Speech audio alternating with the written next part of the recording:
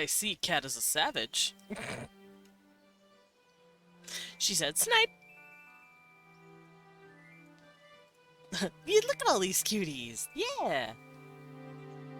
This little baby named Usagi. And Con, what were you doing here so early? I peeked in the chat and I just saw you had posted a while back and I'm all, hmm. Anyway, Cat, Grad's on first. And Sauvignon, I hope I'm saying that right. Yes, it is Wednesday, my dudes, so we're doing world building. Everything works! My bot works, guys! My bot finally recognized me. So, yeah, you guys are going to be getting posts and updates again in Discord. I've also cleaned it up because it was getting a little stupid. And now the bot actually knows to remove that message whenever you're not live anymore. So it will actually... My murder hobo friend, hello. Eat me. I'm not a murder hobo. I'm the dorky role player of the group. I don't just randomly want to murder. What? Cat! Am I a savage? Yes. But thank you for the 10 pennies. You're an absolute savage. Sav or Savi. Okay, I'll just say Sav. That helps. Me out here trying to pronounce the word of a language I don't know perfectly. I'm dumb. Also, hi, Himi! I see the wave. Cute, cute. And hi, Zam. But yeah, we're gonna be reading from the book some more. I'm trying to get through it. I think we can probably finish it either today or next week, because I want to get to the worksheets. Apparently there's worksheets in the back, and I haven't looked at them. And I'm actually very excited for them. I feel like they're gonna be kind of what I do, maybe. I love role-playing as long as it doesn't get in the way of violence. I mean, that's fair, I guess. You realize you picked a name that gives people maximum issues? No, it's not issues, per se. It's just... The issue is I'm dumb. That's a me issue. That's not an issue, that's a ish me. to quote a lovely Fomsk. But yeah. Apparently the topic for today that we just got to is like ethics and values in a race and in a culture, and I didn't really... Whoa, why is that bleeping at me? But I never really covered that, not on my sheet, so I'm pretty curious to see what they're gonna do with it. But yes, let me boot up my book. No, I'm not gonna restore. Get out of here. Oh, I should have. Oh well. Oh well, it's fine. Yeah, values and ethics. Which can work for any culture or race, like even like Klingons, for example. What's the book? Oh, it is called Essential Worldbuilding. And I have been reading it and putting it, I guess, putting it as well as putting myself to the test of what is the quality of the world building in the book? Because usually when you see something like this, you're just like, oh, it's gonna be shitty, right? No, it's actually been really good. I thought it, who's the author? Ah, fuck. What page am I on? Okay. Let me scroll up and look. Someone called Scribeforge. I think it's a company, not a person. Alright, let's go back. There we go. Yes, Essential World Building by Scribeforge. I got it, about a month ago. And we've been reading it. We've been reading through it, page by page. And like I said, I've been kind of testing it, the book, because whenever I hear Essential World Building, unless it's someone that I know I can trust in that kind of business, I'm kind of skeptical. I'm like, oh, okay, here we go. But no, it's been really good.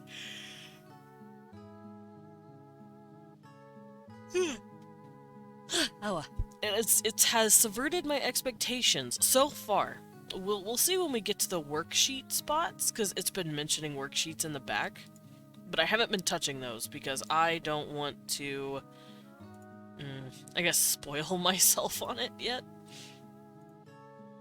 And yeah, I've been lining it up with my own stuff. I'm gonna bookmark it for later. Of course, of course. But yeah, I have templates that I have. Conlang templates, culture templates, even fashion, and species templates. And I'm seeing how mine lines up with this, now that I know that it's of a good, really good quality. Care package! Gil, thank you for the care package. Thank you for reminding me that I need to get a drink. And pop everything. There we go. How?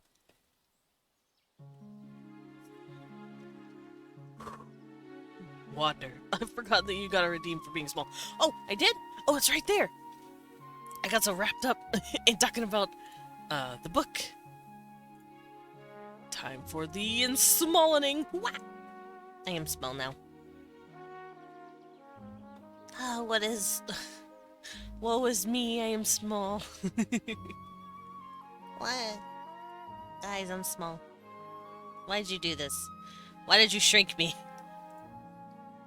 Blind bat. I am very blind.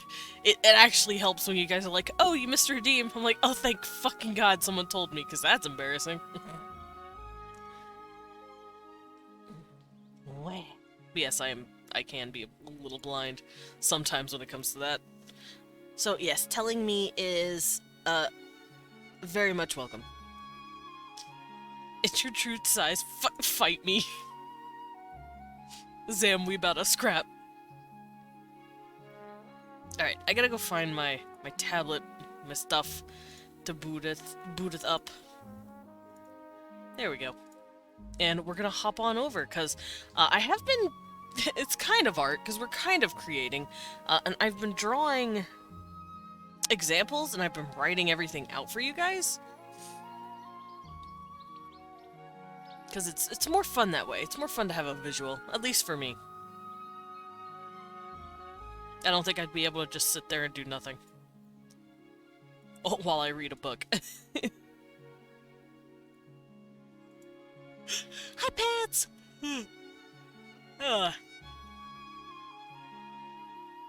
I'm a yawny little bat today, but welcome in, Pats. How you doing? I'm also gonna grab my coat, because it's just the taddest bit cold. There we go. Nice and comfy.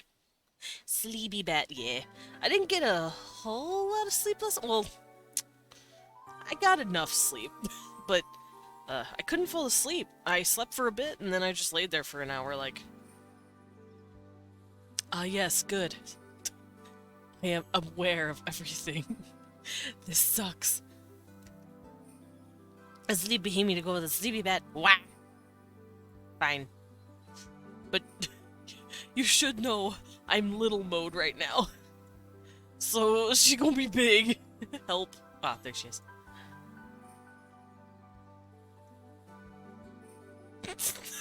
Takes up my whole body. I'm little. Help. Here, you know what? I'm little. I'm a shrink. I'm gonna shrink everything. There we go. I'm little, guys. I can only carry so much. I'm a tiny bat. Eek, eek. Alright, everything should be ready, so let's head on over to the art. There's my art. I'm barely peeking over this thing. I'm like, eh. Oh, you guys can't see Himi in this. Hold up.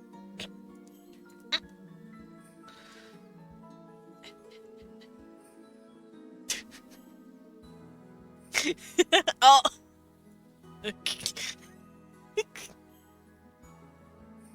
Help! It makes it funnier. Yeah, it does make it funnier. Here, I'll put her over here. So you guys can kind of see her. It's not really working. There. You can just barely see her. He me big. You're right, he me big. Maybe I scoot myself up a bit in the chair. There we go. I have so much hair in my mouth. He me scoot down. There we go. I did it. You can see her, and I am here. I'm sitting in my thing awkwardly. Okay, I can... If I wrap my arm around her, then I can still write. Okay. He me actual size when compared to Desmond. Fight me. I'm not that small. Yes, I am. I've been shedding a lot. Yeah. Oh, speaking of, in the next few days, I want to start watching, reading some spooky stuff with you guys. I found a webcomic that made me poop myself just a little, and I only got through the first few pages, and I'm like, I want to read this on stream. I am diagnosed with the small way. Hi, Ladyface, how you doing? Ooh, apartment viewing, nice. What about horror games? I'm looking into horror games as well. I want to play Scorn, but I'm nervous. I don't know. Oh, thank you for the pet. I don't know how TOS it's gonna be. Because I'm small, the pet is huge. Squats! I see I am being bullied first thing in the morning. Alright. A lot of people have been streaming it fine. Okay, I hope so. Because that's one of my main issues. I'm worried that it might not be safe for Twitch. But if other people are streaming it just fine, then I think we'll be good. Ladyface has chosen violence, I see. Ugh. I'll do those in just a moment. Wait, let me get my squats in. Also, stretch my legs. Oh, and then she just lurks. I see. Twitch is pretty chill if the TOS is game side. Got it. Okay. Alright. 1, 2. Oh, I gotta move this. There we go. 3, 4, 5, 6, 7, 8, 9, 10, 11, 12, 13, 14, 15, 16, 17, 18, 19, 20. What? I've seen clips, but Twitch seems fine with it. Okay. Then, yeah, because I wanted to play Scorn. Scorn looks fun. What? Ow. Thank you for the sippy, and then I'll do my intro. How... Don't stare at stuff that loud for too long. I'll try not to. But welcome in, everybody. For those of you who do not know me, I am Desmond Dracula. I don't normally look like this. I'm a vampire bat butler, also known as a battler. I go by he, him pronouns, and I like to draw as well as rolebuild on Wednesdays. I also play a variety of games from RPGs to roguelikes, and today, it is Wednesday, my dudes. So we're going to be working on some world building. 10k cubes to go. Nice. Good, actually I have stuff to do, so gotta lurk. No, you're good, pets. Thank you for dropping in. But yeah, I'm glad to hear that Scorn... Scorn is TOS, technically, or good.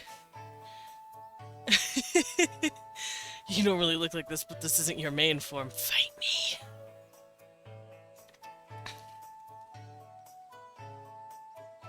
Say that to my fucking face.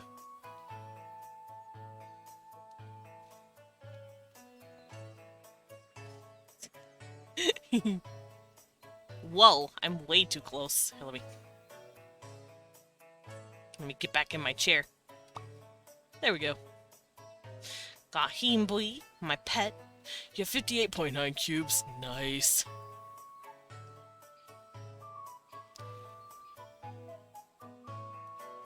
Hello, Gil, you're going for the throat today. My go-to example for Twitch and game TOS is how popular Witcher is to stream. If it's the game doing it, there's not a lot you as a streamer can do to stop it. True. You pumpkin small. I can't say it to your face. Alright. I disappeared. I will gremlin up to you, and I will growl. I will snarl and I will growl like a feral animal. Don't make me. I will. Alrighty. Let me look through this shit.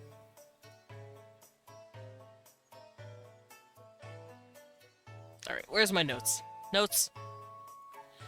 Let me, shuffle a bunch of paper pretending I'm looking at notes. I don't have a paper shuffling sound effect, and I don't have paper near me. Oh well. Found my notes. It's currently blank right now because I have all the layers turned off, but that's okay. See? I have layers. Some of this is language stuff. Or, D&D.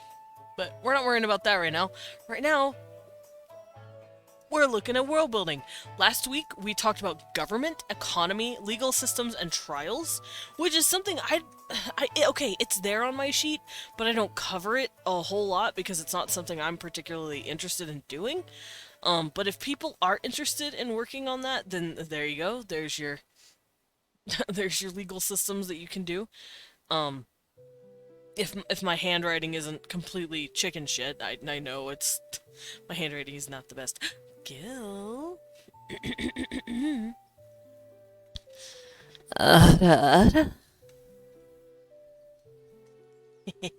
Layers, are you an ogre? Yes. Yes.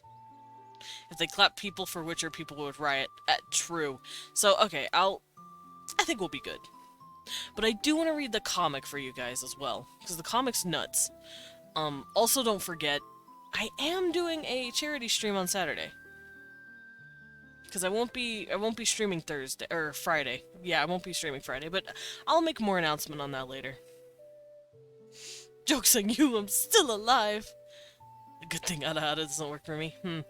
I see.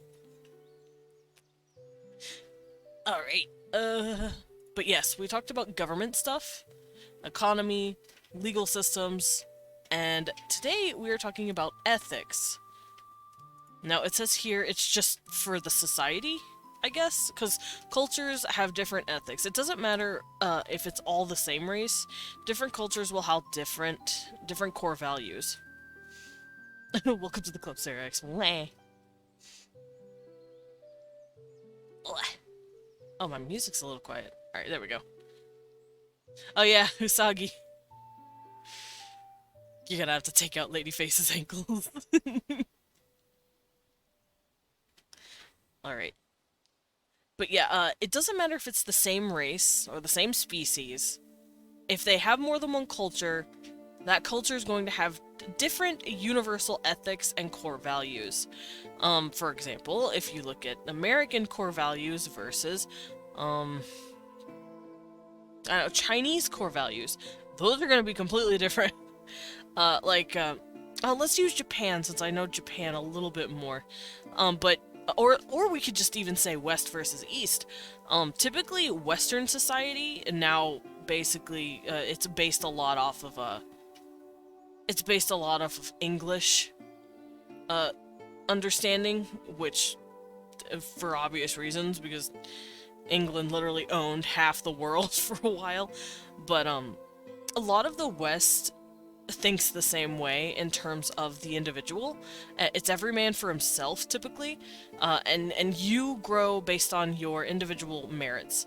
But in the East, like I said, in Japan, for example, I talked with a Japanese friend sometimes about this, actually. Hey, Cecil! Don't scratch the door, you silly cat! They like to focus more on the group. But each side has its toxic... each side is toxic on its own with both of those values, because they don't... There's room for corruption, in a way. For example, the individual outlook that we have in the West, it is a breeding ground for people stepping on other people and climbing up the ladders and basically knocking people down to get to that point. It's really cutthroat. And yes, the East also has that cutthroat business, especially because the West is starting to leak out to them. But where it is with the whole group, where that can be toxic, because yes, the group idea really does help them. It helps them survive in very difficult situations. Um, according when stop it, Serax, I'm not being lewd. But when discussing this kind of stuff with my Japanese friend, she has explained it as it is very much a group thing because they have to go through a lot of bullshit, like natural disasters, earthquakes, tsunamis. They have to deal with a lot of dumb shit, and they have to be very group focused or they're gonna fall over. Hi, Con. How you doing? But that's how she's explained it to me. It was bred from this idea of, oh, I need... No, not like that! You guys are taking me out of context. But, welcome back, you two cuties. But yeah, that's how she explained it to me. And, because we were discussing, weirdly enough, we were discussing Monster Hunter World of all things. Me and Leon, because she plays Monster Hunter with us. She loves Monster Hunter. And we were talking to her about why we don't like the handler. Whoa! Oh, the biddies! Thank you for the 10 biddies, cat. Mwah. You take this out of context. You're cute! There you go. Got her. Ow. But, yeah, we were playing Monster Hunter, of all things, and we were discussing why we hated the handler, because I don't like her. She's kind of annoying to me, but eh. I think it's because I miss the guild worm, but whatever. And she was explaining, oh yeah, she's like that because, and the Japanese apparently love the shit out of her, but she bugs the shit out of us! It's not just me and Leon either. She bugs the shit out of a lot of people on the West. People in the West are like, this bitch sucks. Uh-oh, Gil, what do you do? Oh, I see. Alright. You asked for it, and also... Welcome in, everybody. For those of you who do not know me, hello, I am Desmond Dracula. I'm a vampire bat butler, also known as a battler. I go by he, him pronouns, and I like to draw as well as world build on Wednesdays. I also play a variety of games from RPGs to roguelikes, and today we are world building. Although, specifically right now, I'm going on over a little anecdote about a cool friend I have. But yeah, back to my little thing, my little tangent, I guess. She explained that the Japanese probably like the handler a lot more than people do in the West, because one of the things I brought up is that she was like, yeah, we did it, and I'm like, you did nothing. You sat there. Or worst, you almost got killed. You're annoying me, please. I did it. And my friend explained that yes, you have group mentality. If you're part of the team, even if you didn't necessarily do something in that moment, or you're not actively helping for that specific thing, you're part of the team, so you did it too! They're very much group-oriented when it comes to that. But that's also a very toxic when it comes to a moral support BS. Yeah, it's kind of like that, and that's how she explained it, and I'm like, I get it, but it's also dumb. I still don't like her, but, that's also, once again, a breeding ground for toxicity, specifically in the form of homogeny. While we climb against, and we climb the corporate ladder, the political ladder, the social ladder, to basically pull people down to lift ourselves up. In the Eastern cultures, they become very homogenized. You see this in Japan really badly. It's actually a problem. They actually have a saying because of this called, you hammer down the nail that sticks out.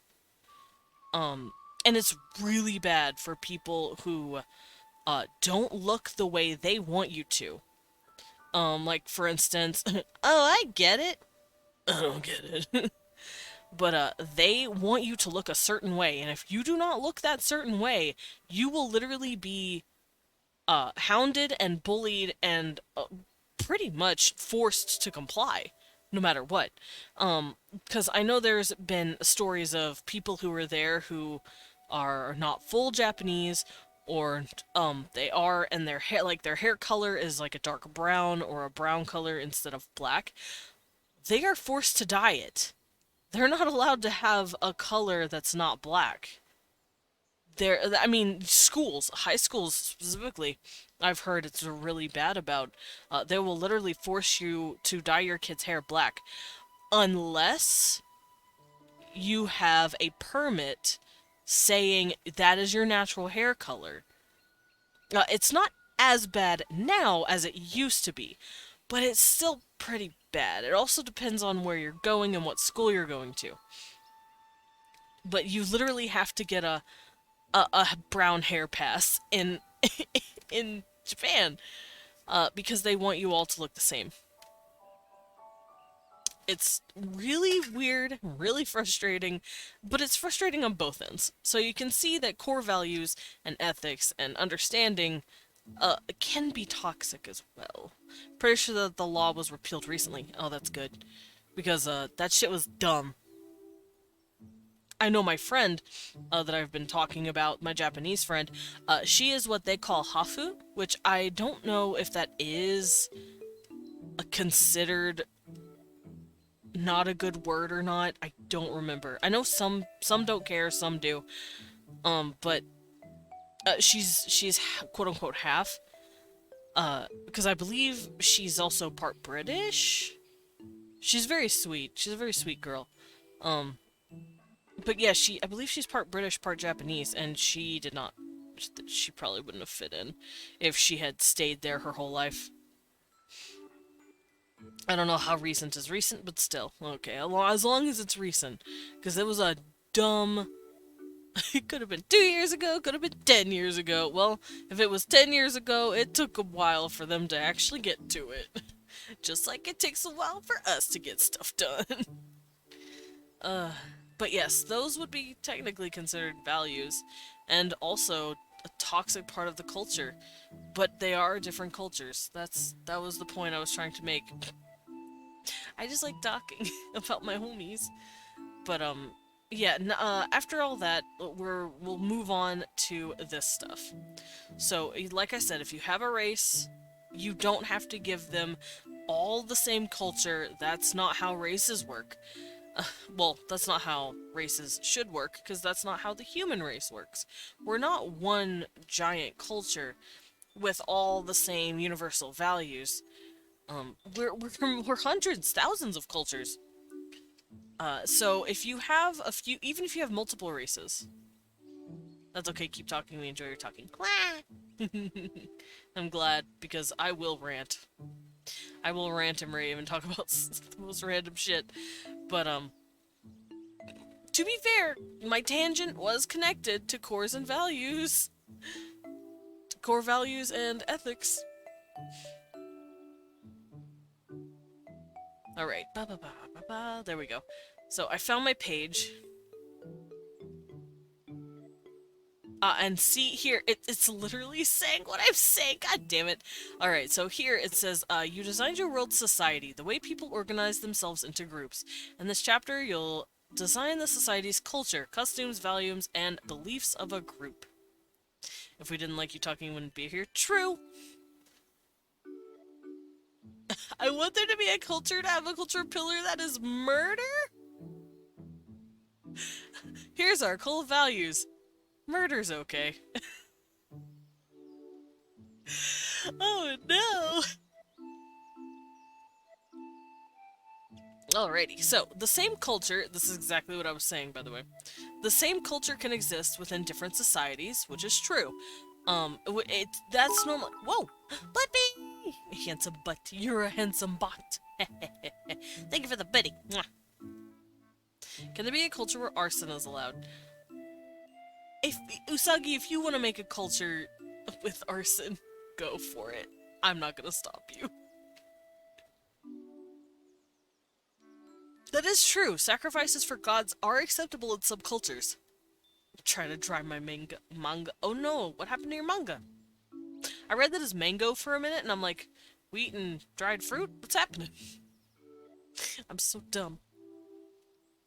But yes, just as it says here, the same culture can exist within different societies, which is what I was saying earlier.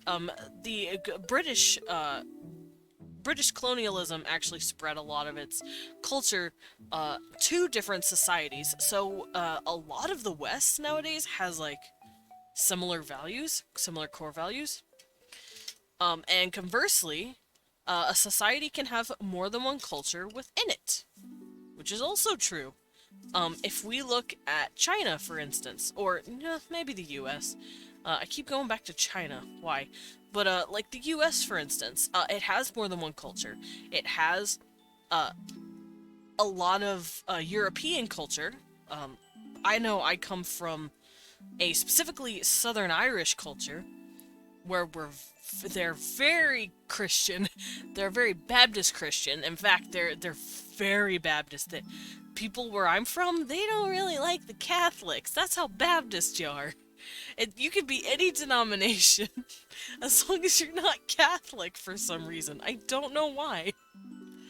Just in the particular area I came from, just no one gives a they're like, you're Catholic? Oh, And weirdly enough, it's funny, the Catholics don't want to be associated with Protestants.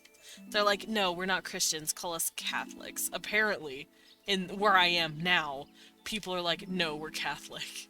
Call us Catholic Christians. Because they don't want to be wrapped up in Protestant bullshit. It's like, I'm seeing there's a lot of infighting Christianity. What's happening? Anyway. But yeah, there's a lot of cultures in our society.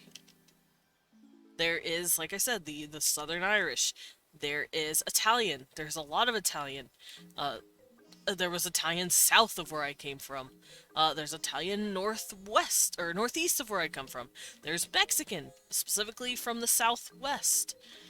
Because that's where they lived prior to the U.S. going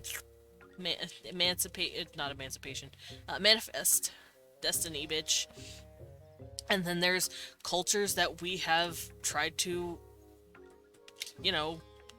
get rid of, because anyway, there are wow, my brain blanked. Sioux and Cherokee, Hopi, Zuni. We have a lot of native cultures that are spread across our country. Even though we're technically considered one society now. It's really interesting. Multicultural societies are really pretty. And that's what is called a melting pot. A lot of European cultures are in the US, even Ukrainians. A lot of people ran when the Soviet Union was starting. Plus, there were a lot of people that wanted to live in the new colonies of France, Spain, and Britain. Imagine dealing with religion. Too busy trying to get bitches. Fair. No, I just saw what Gil said. No, just murder. Like I want to kill the person, because I hate them. Did you say Homestuck? Anyway. There's actually a culture in Homestuck of characters that do that. If you're of a higher rank than that person, and that person does something stupid, you can literally kill them for their insolence. It's fucked. Anyway. But yes, we can see these samples in our real world very easily. Oh yeah, where can I sign up? No, Sugar Skull, don't do it. Duels were part of European culture. Hell yeah. Dueling. But it says here, think of multicultural societies where people from many backgrounds live together with the same class system, government, legal system, and economy. But once again, whoa, Cosma!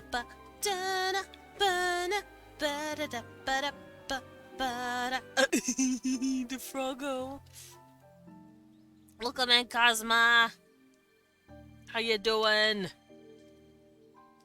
If there's a mod, let's give a Cosma a shout out. If not, I can do it. But I'm just giving you guys the opportunity. But welcome in! Gonna go eat? Nice. But for those of you who do not know me, hello, hello. I'm Desmond Dracula. Oh look, it's a Cosmo. Really underestimate me? Oh, that's Dan! I was like, who's sitting in your lap? I'm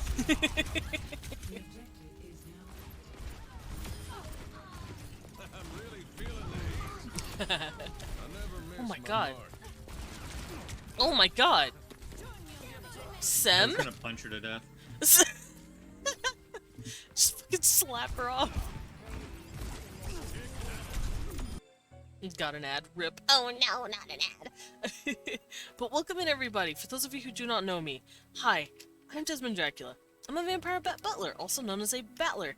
I go by he, him pronouns, and I like to draw as well as roleplay on Wednesdays. I also play a variety of games from RPGs to roguelikes. Yeah, just slap people. Just twink on twink violence. Wah.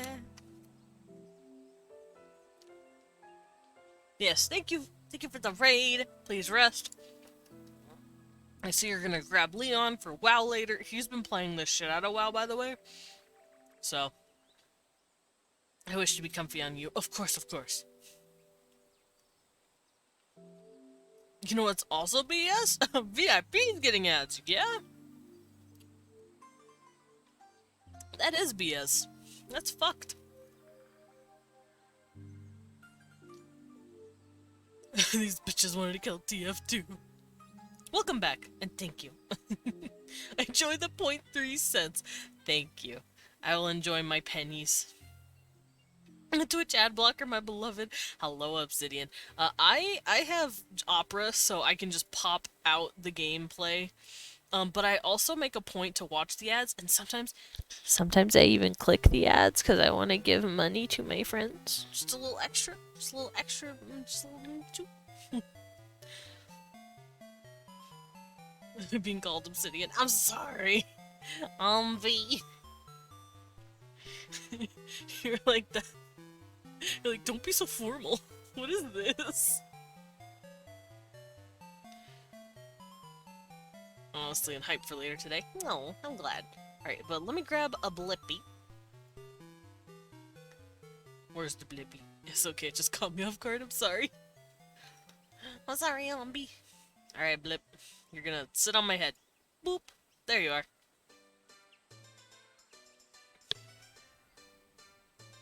Oh yeah, it does! Alright, cool. My bot works. It actually removes people, removes their chat message whenever they're no longer live. So this is gonna help me a lot to see when people are live for rating purposes. Because that's one of the main reasons I do it. Alright, so we're gonna start writing down our stuff. Where's my book? There it is.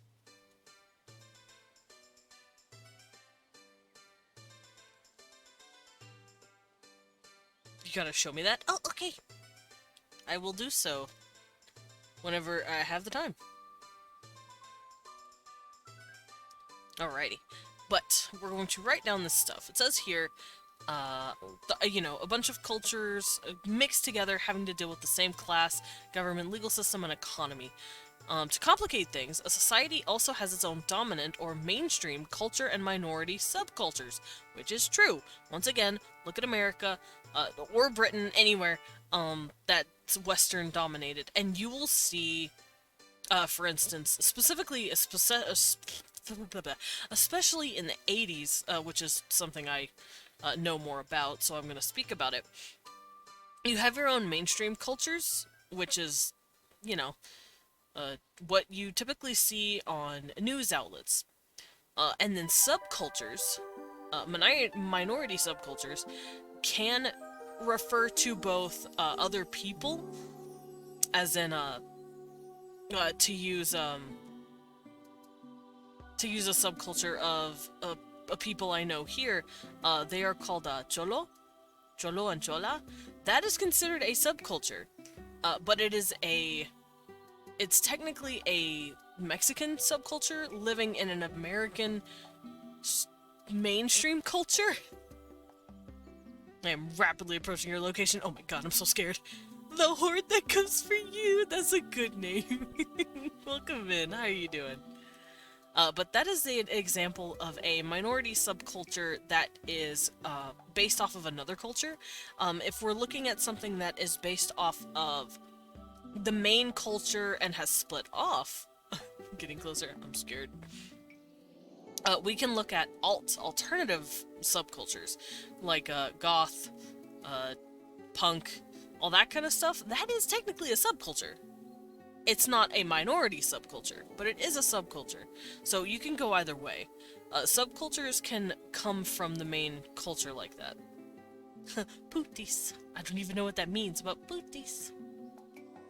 So, when looking at these cultures and subcultures, so we're gonna core values.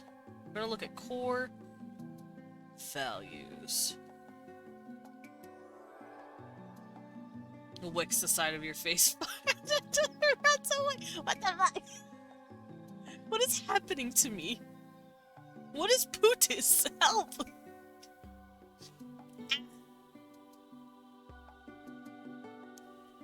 Alright, so it says here, every culture has one or two things that it values more than anything else. In feudal Japan, it was honor. Oh, TF2 reference, got it. In medieval Europe, it was piety, which, I mean, kinda. That's what we stereotype that as, but, you know. In the United States, it's wealth and personal freedom.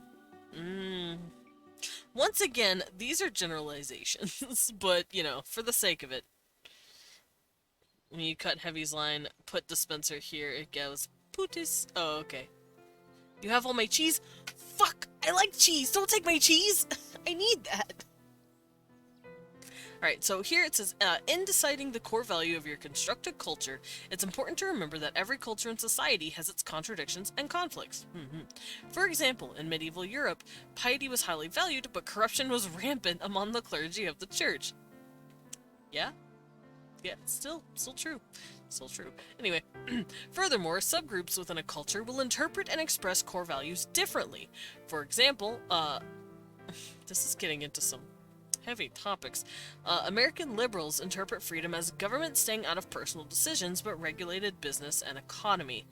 Conservatives interpret freedom as a few government regulations on business and the economy, but more laws surrounding social matters, like marriage and reproductive health care.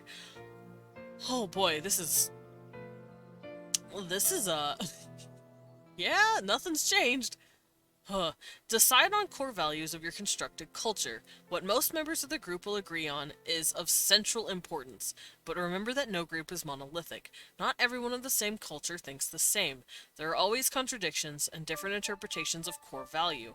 The worksheet will help you sort this out. True. You are a bat, not a rat, but bat, in most Slavic languages. Flying rat. Yeah, Fledermaus is the German word for it. My left fan. What's a left fan? I don't have a fan. I have a fan on my right, I'm sorry. I don't have one on my left. And it's not even on. Don't worry about it. I'll try not to. But yeah, this is pretty accurate to how it works. You can have the same core values in a culture. Now, we are your fans. Well, guys, get ready to get licked.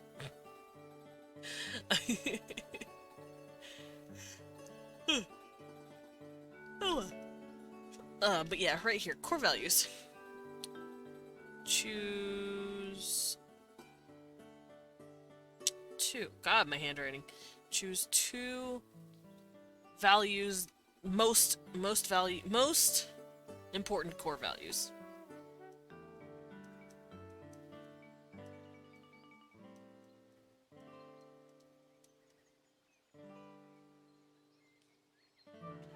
There we go. Choose two most important core values for your culture. Nothing stopping you can't put your hand in a meat. Whoa! Nar. Kazan? Kajan? That's cute. I just don't Fledermaus. Ich bin eine Fledermaus. But here, let's see. Yeah, so choose two. I'm assuming one or two.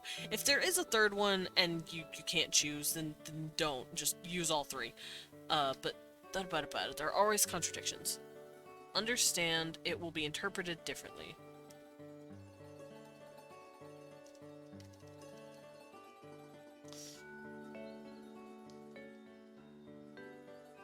So go over interpretations of the values. Whoa. This pen looks dumb.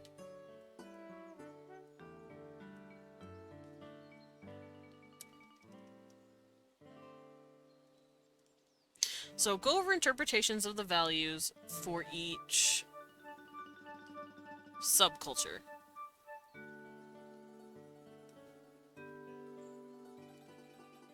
Yeah. There we go.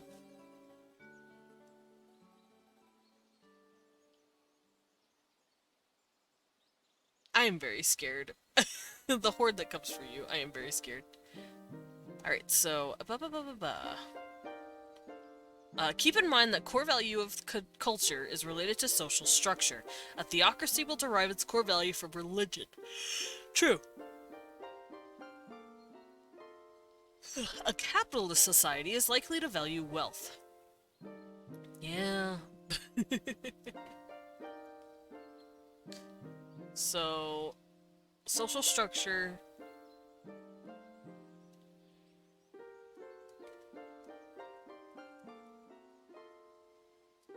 Social structure dictates core values.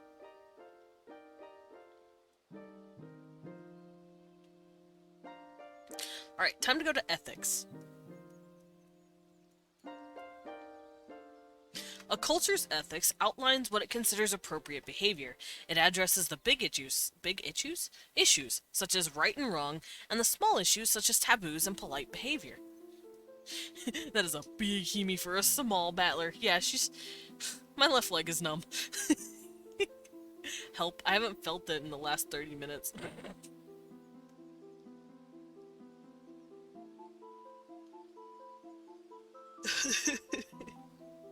How you doing, Barian? Welcome in. Alright, a cult... I slammed my penis in the car door. A group's ethics will be reflected in its laws, but ethics also include the unwritten rules and moral codes that people are expected to follow. So, ethics. Right and wrong.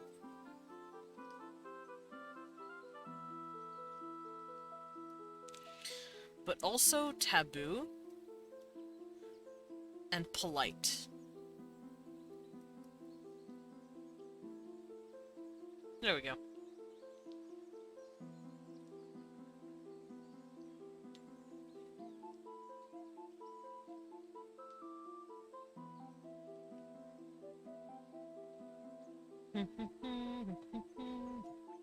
There we go. Also, Horde, I think we should calm down with the, what is it called?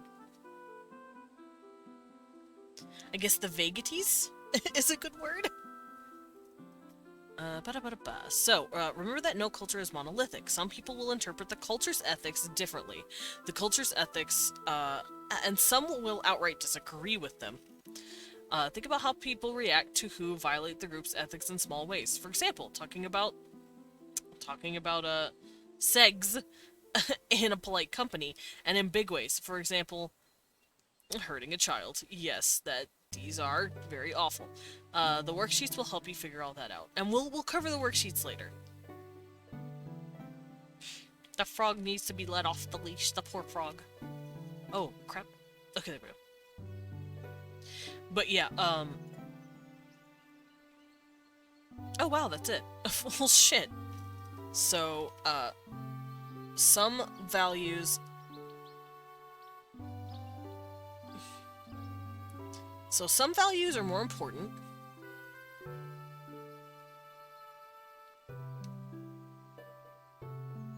And take priority.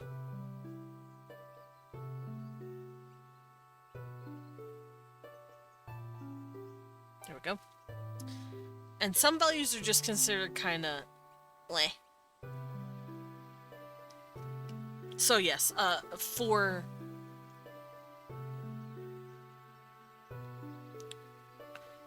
what is it? But yeah, Horde, calm down, please. I don't know what you're talking about. So let's cool it on the, I guess, the randomness? Kinky? No, don't. No, no kinky leashes. Stop it. Bad. Sarax, for someone who calls me lewd a lot, you're the one that's the more lewd. I'm just saying. Hello there. Oh, hello there. Thank you for the follow, Horde. Officially welcome into the Bat Cafe. Don't wheeze at me. You stop that, Sarax. But yeah, some values will be a lot more important. For instance, it's pretty... Who said I'm judging you on your lewdness? Weh. Weh. To be fair, I'm not being lewd today. You just interpreted what I said as lewd. Weh. I'll throw a fit at you.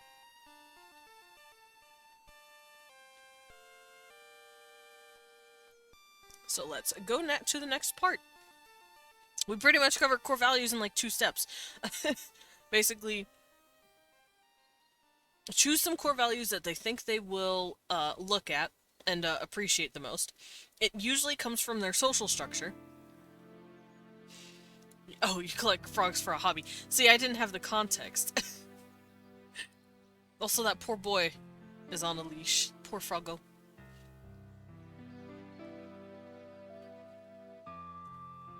But yeah, people will always interpret these core values a little differently because we're all different. Am I gonna have to be a bouncer? I think it's okay. But yeah. Core values. That was fast as fuck. So let us go to the next thing. Ooh.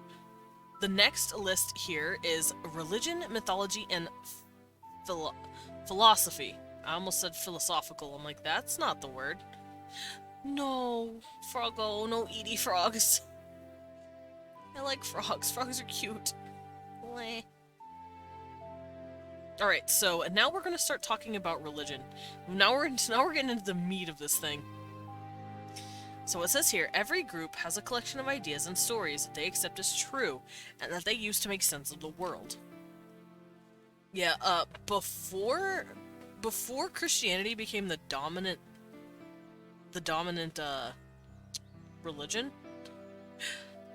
there were pagan religions, and one of them being Greek and Roman, Greco-Roman, specifically Roman at the time. Those religions, people literally believed most of those stories about their gods. In the Greek times, most people believed Zeus was running around, siring a bunch of children. It's weird to think about now. And 1,000 years from now, people are going to probably only really consider Christianity as something just like that, mythology. But for right now, a lot of people still believe in it. And if you are religious, warning, I'm going to be treating every religion as a mythology for the sake of the topic. So it says here, every group has a collection of ideas and stories they accept as true. Which is true. They have a book of morals, some sort of stories. Sometimes it's derived from religion or myth, and sometimes it's derived from philosophy. Even the worship of Toad Mech, no, I don't know what that is. I'm very confused. In many cases, it includes a bit of all three, which is true. Also, I just realized, Himiko, you're flexing.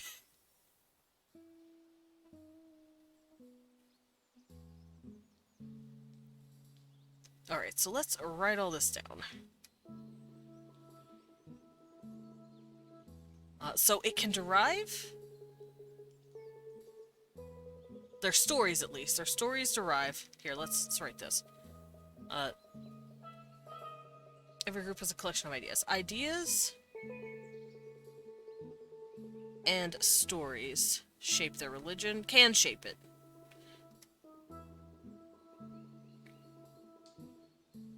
Because, fun fact, religion is not just about believing in a big man in the sky and worshipping them. Flex. Yeah. Hey, yo, Arsenic! Welcome in! It's been a while since I've seen you! And I don't mind Desi. I don't mind Desi, Desimon. I've been called them all. I've been called Bat. Yes, go feed your frogs. But yeah, I haven't seen you in a while. I hope you're okay. I hope things have been good. We're doing world building. We're covering religion. So, serious topic, ahoy. Just to warn everybody. Yes, ideas and stories go into religion and kind of add to it.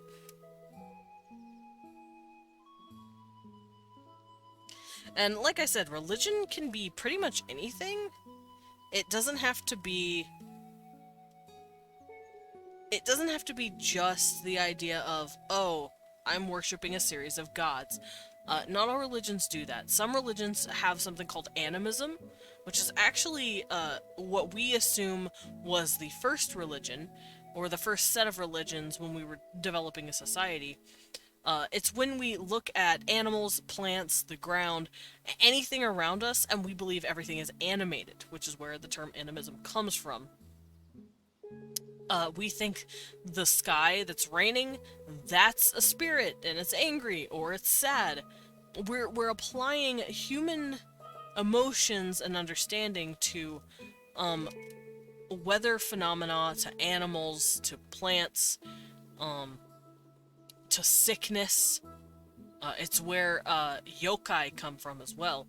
In Japan, they have something called yokai, and that is technically animism.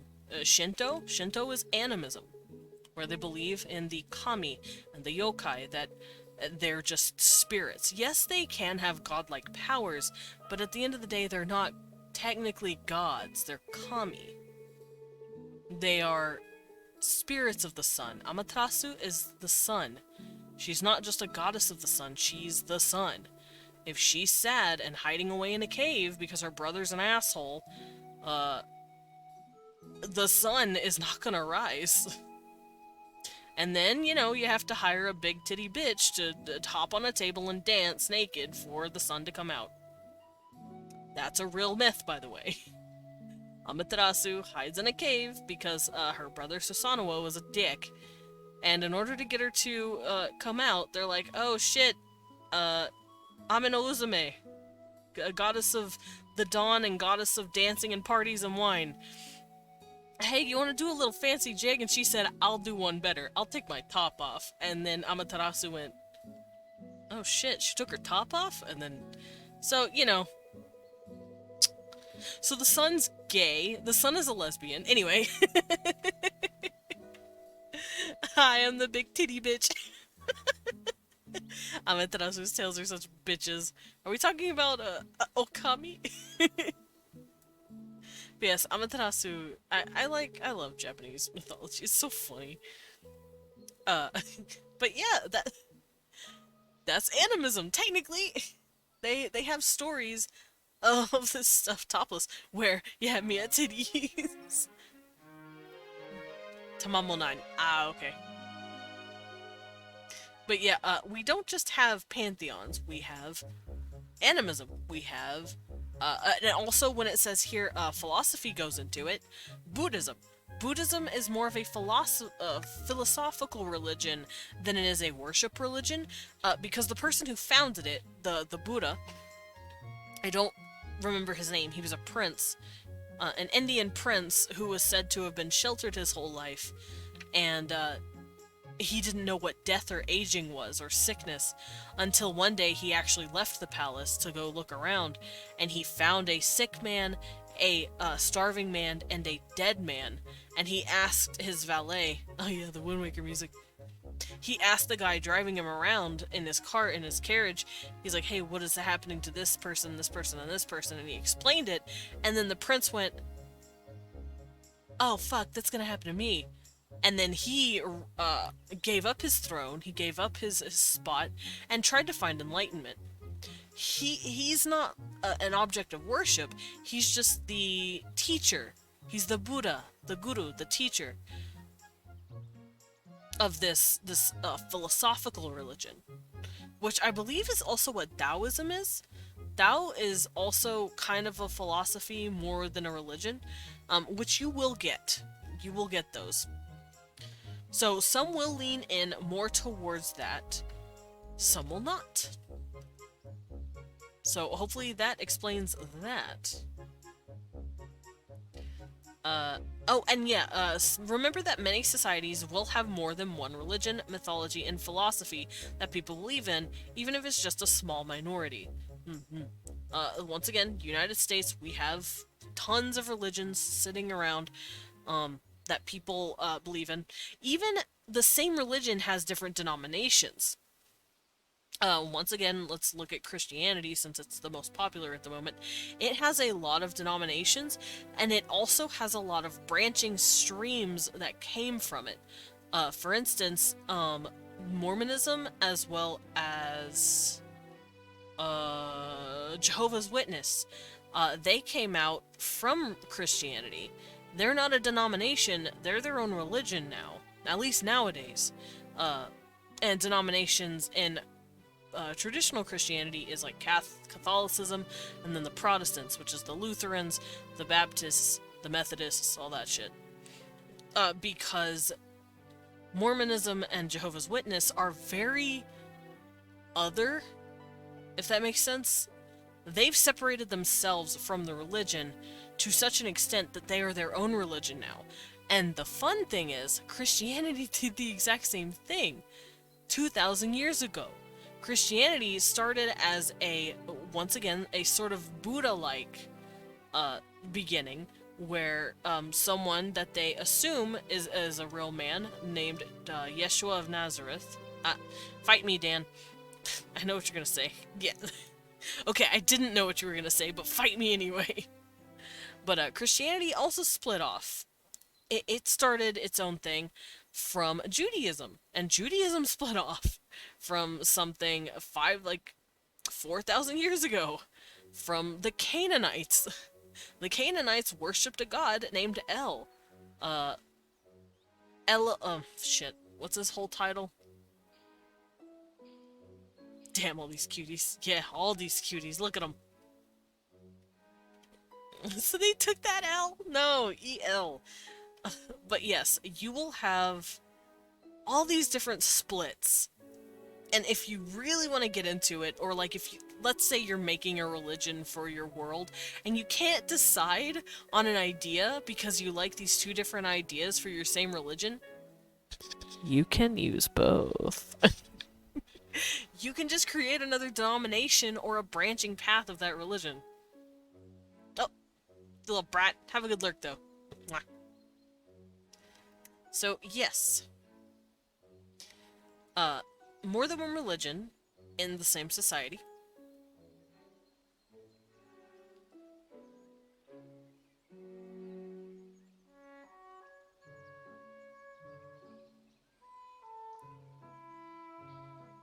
Ah! I can't write.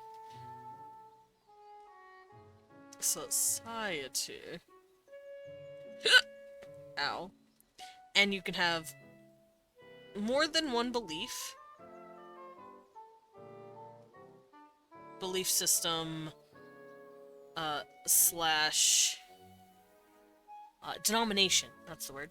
Dan is stinky.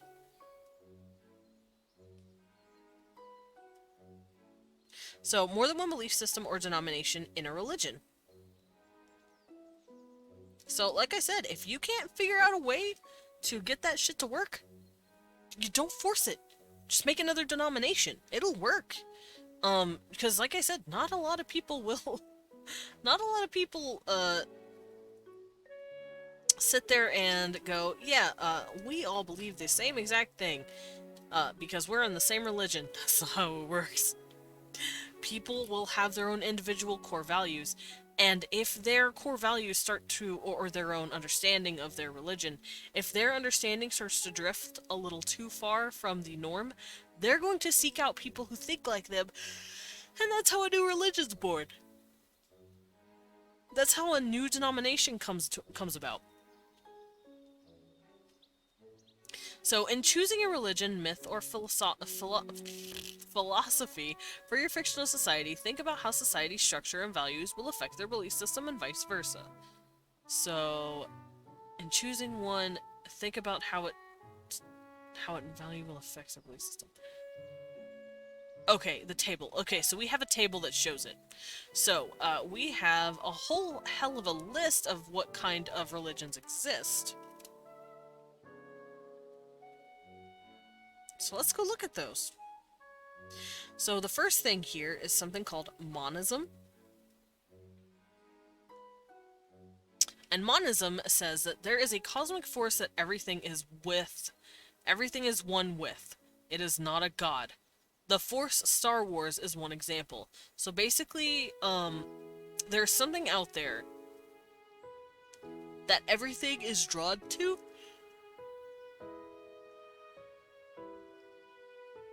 Yeah, so there's something that you're connected to. Cosmic force.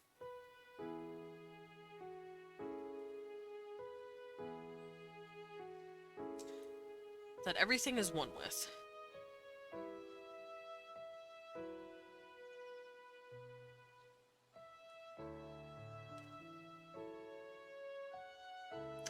And I can't think of a real-world religion, but yeah, Star Wars, the Force in Star Wars is a pretty good example for this. And then pantheism.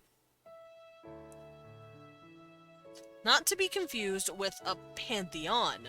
Pantheism is when someone believes in an all-divine creator, but everything is that creator, or a part of it, or has come from it.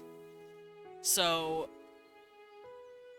you know, like, let's say, I'm no different from you, we're all the same thing, we're just split in a way? It's hard to explain. There is a god, and we're all a part of it.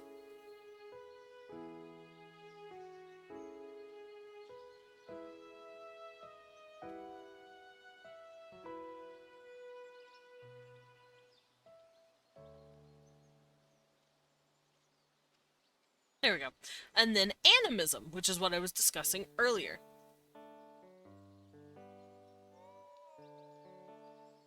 Animism is when you see everything as a part of a divine force, or it's alive. So everything in the world, even inanimate objects, has a spirit. There is no hierarchy of gods or spirits.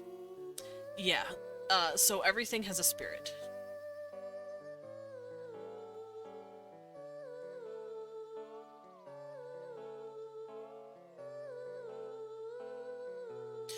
So, yeah, we're pretty much assuming everything has a spirit of some sort. My computer has a spirit, for some reason. My pen has a spirit.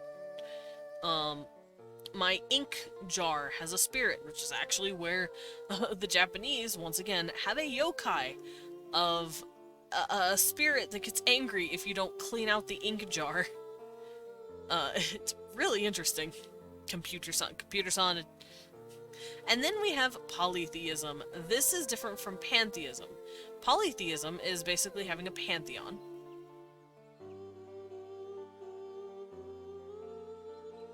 And you believe that there are a lot of gods.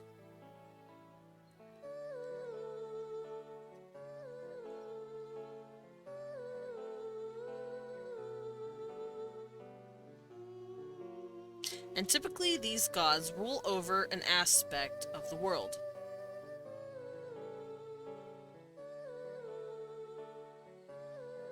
Like, for instance, oh geez, I ran over that a bit.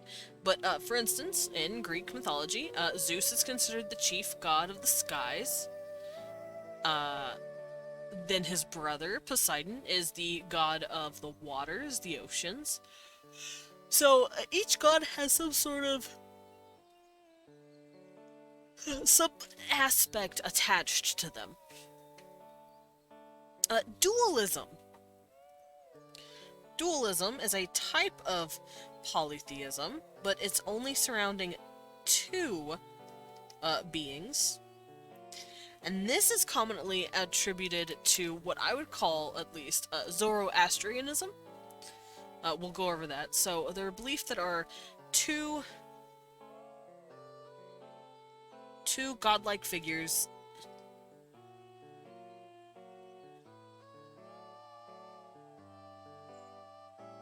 opposing each other.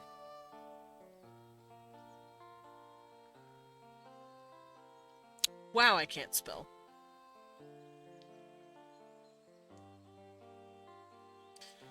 But yeah, in Zoroastrianism, that would be a pretty good explanation of dualism, because they have two gods, or godlike figures, one being the god of goodness and love and everything happy, and then a god of horror and terror and awful and just bad death. And the good one, his name is Ahura Mazda, and the bad one is Angramanyu, and they're constantly fighting each other. So that would be a good dualism thing. And then we have monotheism. We know what that is. I wrote momotheism. Who am I? Monotheism. And we know that. Belief in one god.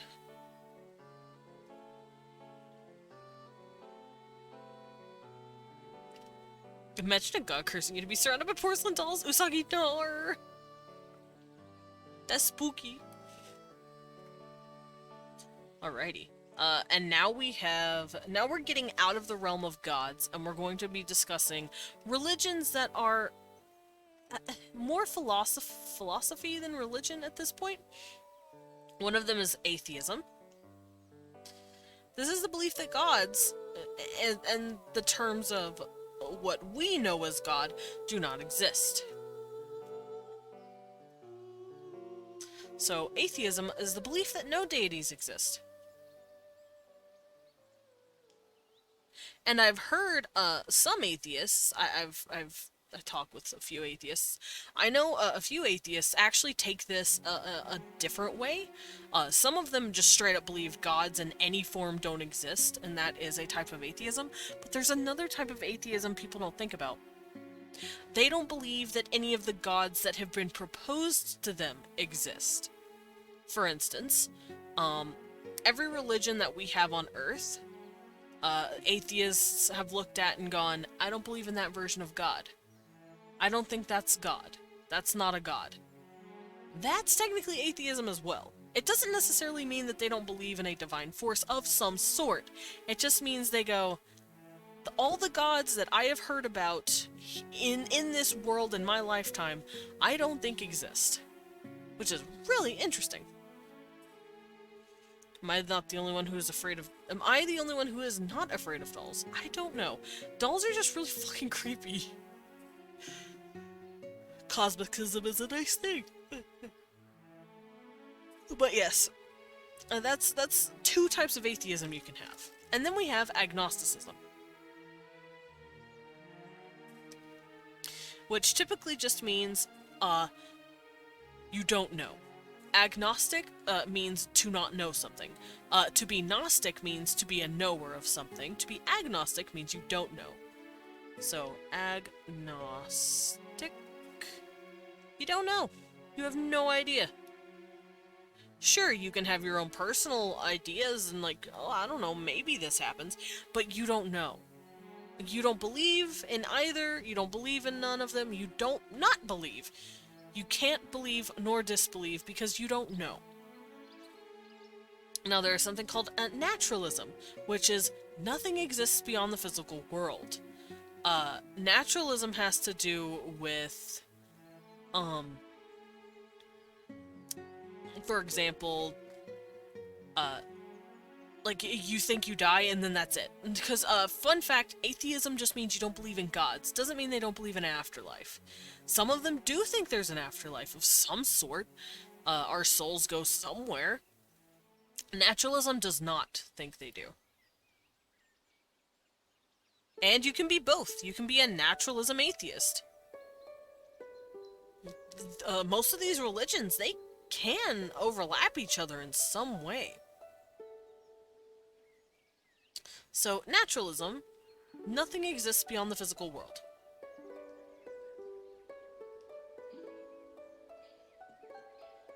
Which means they also don't believe in ghosts.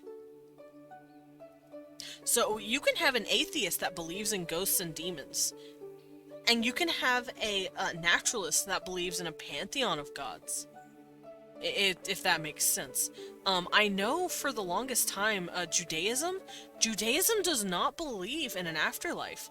As much as modern Christianity would have you believe that they came from a religion that believes in that, Judaism doesn't really have a word for afterlife. They were extremely pragmatic, especially back then. The religion was extremely pragmatic in terms of dying, death, the afterlife. People like to say they used the word Sheol to mean afterlife, or hell, quote unquote, but Sheol is just the Jewish word, or the Hebrew word, for grave. They literally believe you were just put in the ground. In fact, it's why, in their religion, they believe God will eventually come back, or come down and resurrect everyone. Hi, Deep Blue, how you doing? Eek, eek. But yes, in Judaism, they believe that God will resurrect everybody. And the reason they did that is because, yeah, it'd be kind of fucked if only the people who were alive at the time got to be in God's kingdom, because they don't believe in an afterlife. So they believed whenever it was time for God to come to Earth and rule his kingdom again, he would resurrect everybody so they could be with him. He would resurrect all the people who believed in him. And then everyone could live eternally with him on Earth. And then when people try to also say, oh, well, what about Gehenna? Gehenna's a physical place. Gehenna exists. It is a trash dump. Well, nowadays it's a very pretty park, but back then it was a trash dump. It was considered very unholy land because it's where their predecessors, the Canaanites, did a lot of sacrifices of children to their god, Baal. Or I think his name was Baal. It was one of their gods. And also to Marduk. They were sacrificing children, and the Jews were like, that's fucked.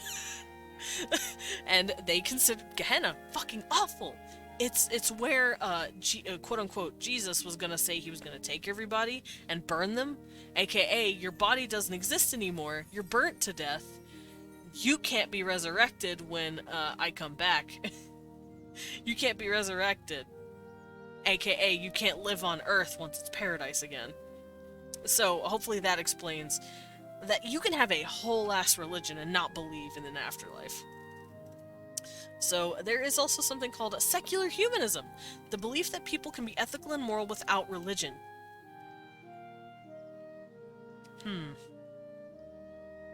Forbidden barbecue. No! Not the forbidden barbecue!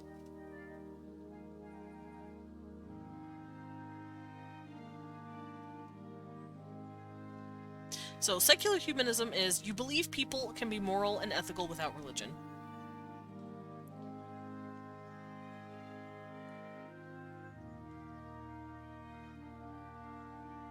Which I kind of fall under, now that I'm thinking about it.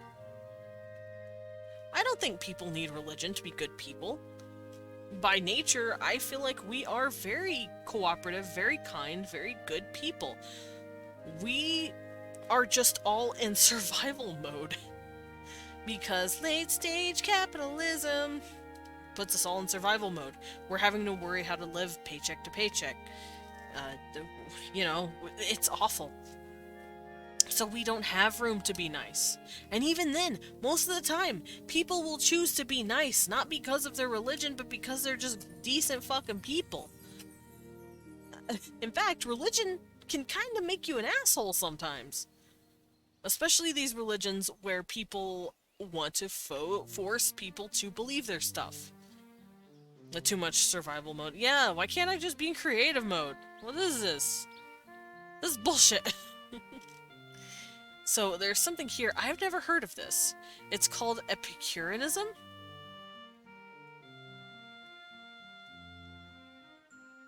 Epicureanism. And apparently it's something called the greatest good is pleasure, which is gained through simple living and knowledge. So, kind of, sort of like Buddhism, sort of. Although Buddhism, it's a lot more complex than that. Every religion is a lot more complex than this. It's hard to explain. So, greatest good is pleasure. Greatest good is simple pleasures. I don't want it to make it sound like in order to be in this religion you have to bone vehemently. But no, simple pleasures, like simple living, knowledge, simple living. There we go. I've never heard of this, although I could see a couple of religions falling under that. And then there's something called ideological myths. These myths explain the reason why something is the way it is. The reasons given are not the true scientific reasons. For example, explaining thunder as Thor pounding his hammer. So, ideological. Also, now that I'm looking at it,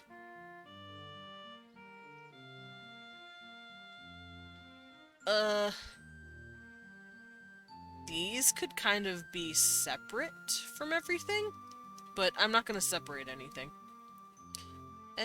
Etiological. Attributing myths to explain nature.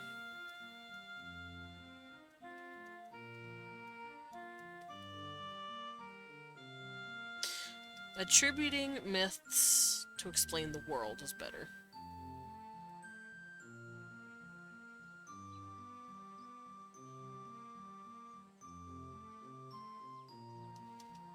There we go. How well, Blue? Historical myths.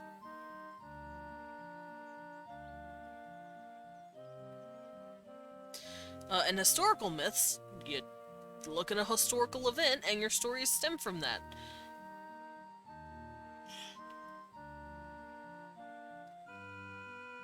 So it says here, they sacrifice accuracy for meaning or provide a lesson. For example, the Iliad about the Trojan War. While the war probably occurred, the famous characters are likely myths. So basically, like, they just yassify their history, basically. How do I write this? Inspired by history, I guess. It's not fabricated. What's the word? Embellished. Embellished. Hey, Borf, Borf. You're so cute.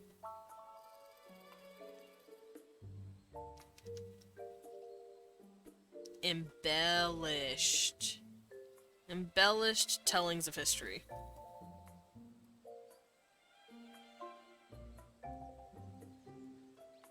There we go.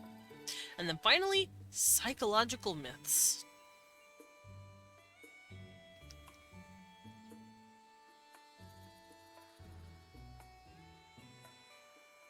Psychological myths explain human emotion. Ah! Usagi, why you boop me? Also, mwah, that's for you. These myths explain human emotion and behavior. An emotion or action is explained as divine intervention, such as attributing sexual feelings to Aphrodite. Oh, that's my cat. I heard something behind me. Kakariko Village, yes. We're listening to Zelda music right now, so you will hear all of the good stuff.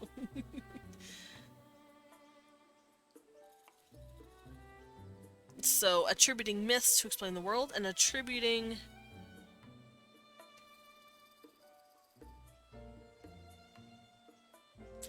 feelings. Or, human emotion. Or myths to human emotion.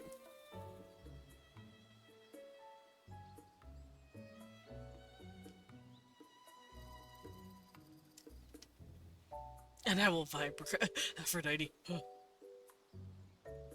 But yes, psychological is attributing myths to human emotion and behavior.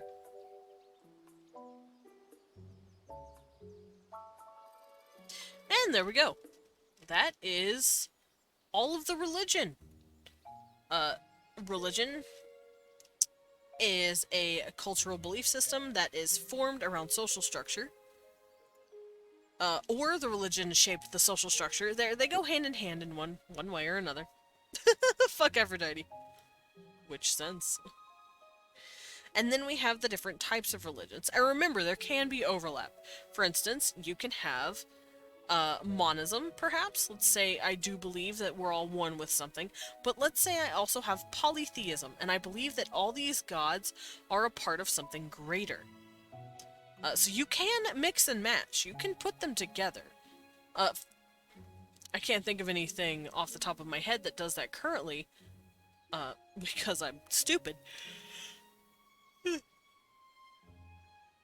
Oh, but there we go. All of the religious pieces that are in place for whenever you need to make your own religion. Which I've never done before, so I'm really glad that this book covers it. Because I had never covered this stuff. Not like this. Not this, closely. So, history! I've also never covered history.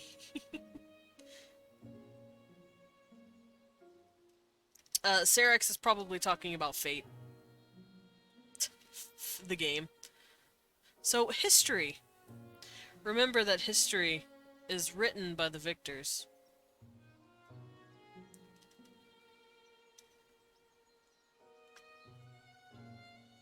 Alrighty, so history makes your world feel more realistic and lived in. True. Mentioning previous events gives readers the sense that there is more to the world than what is on the page.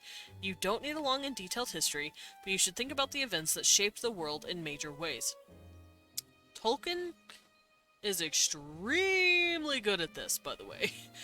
For those of you who do not know about the granddaddy of fantasy itself, Tolkien did this. Tolkien has something he called the Legendarium.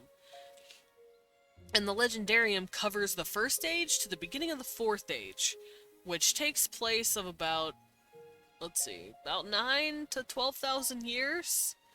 I want to say 9,000 years, though, comfortably. It was real long. The Third Age itself was 3,500 years. And each age has its own situation happening. For instance, the First Age has to do with the gods, essentially, creating the world and watching the races form and grow and become a thing.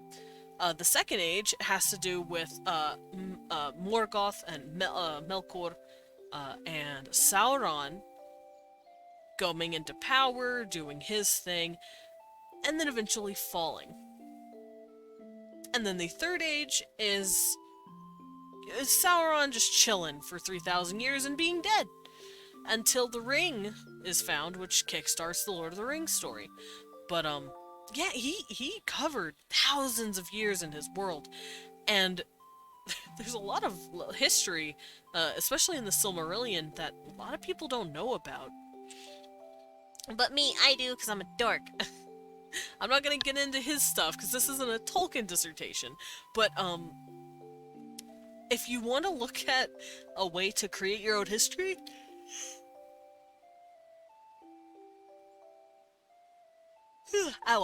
know that Tolkien did it. And he did it first, and he did it best. Not J.R.R. Tolkien. That's cool. Thank you, Blue. You're cool. I do. I love Tolkien. I love Lord of the Rings lore. It's just really lore of the rings. It's just really cool. Like I said, I could go on a tangent about all that shit, but I won't. Not today. What's his name? George R.R. Martin. I always get George and Tolkien mixed up because they both have R.R. I blame George. Fucker. Anyway, George R.R. Martin also does this. He has history in his world. Not nearly as extensive as Tolkien, of course, but he does have a history. It's how he is able to lead up to the breaking point of his story and where it starts.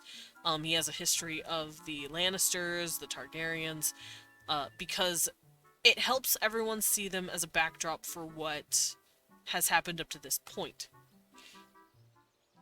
Not to mention, he bases a lot of his stuff off of real world history.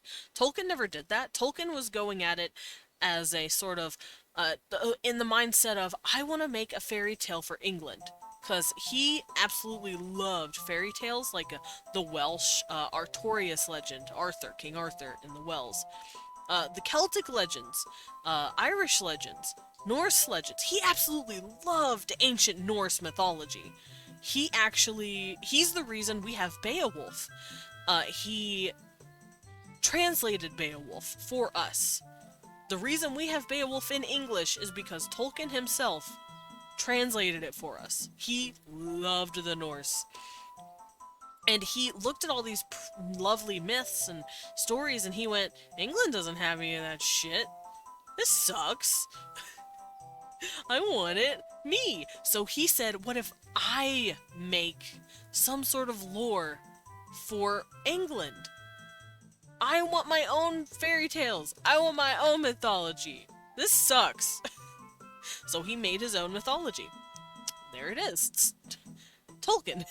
It's the Legendarium. Which is why when he was writing his books, he went at it from a historian standpoint. He went at it from a translator's standpoint because that's what he did. He was a translator for these ancient myths. So when he was writing his book, he'd be like, oh yeah, I'm naming this character this, even though that's not what the character's name would be in the in the original text because the language is different. But that's what I'm doing. And it's really charming. He's so silly. I'm saying that like he's still alive. He was silly. So, when looking at history, you can go either or. Whatever the inspiration is, if you want to take real-world examples, go for it. As long as you're not, like, copying wholesale, George. War of the White Roses. Anyway. Someone's stuck in my throat. I mean, you can, but people will see it and go, oh, I know where that came from. Thanks, Eric. Eric said, oh, man, you got a cough in your throat? You need a drink. Thanks, buddy. Ah, water. Yummy. Yeah, not to knock George R.R. Martin. He's a really good writer, but I will say... you can kind of tell where his story is coming from. If you don't want people to tell, you can still take inspiration. Just, you know, change it a bit more. Or take inspiration from other shit. But he clearly took his inspiration from the War of the Roses. Which was a medieval Tudor situation that started happening. I don't know history as well as I know anything else, so I can't help you with that, but I could look it up later and talk about it. But yes, history. You want your world to feel lived in. You don't have to go hardball like Tolkien. You don't need 9,000 years unless you really want to, but you don't need it. Just find the key points in your history that marked a turning point for your world. Small. Wow. How'd you know I was small? But it says here, I actually just said this. When crafting your world's history, remember that history is written by the victors. True. History is lost from the loser's angle. We don't know anything about them. It sucks. Their account of events will justify their actions while often ignoring the other perspectives. Consider how history's losers also view the same historical events. The truth will often be somewhere in between. Yeah. Yeah, oh wow, that's it? That's it? That's all it has to say? History. Okay, written by the victors. So remember that.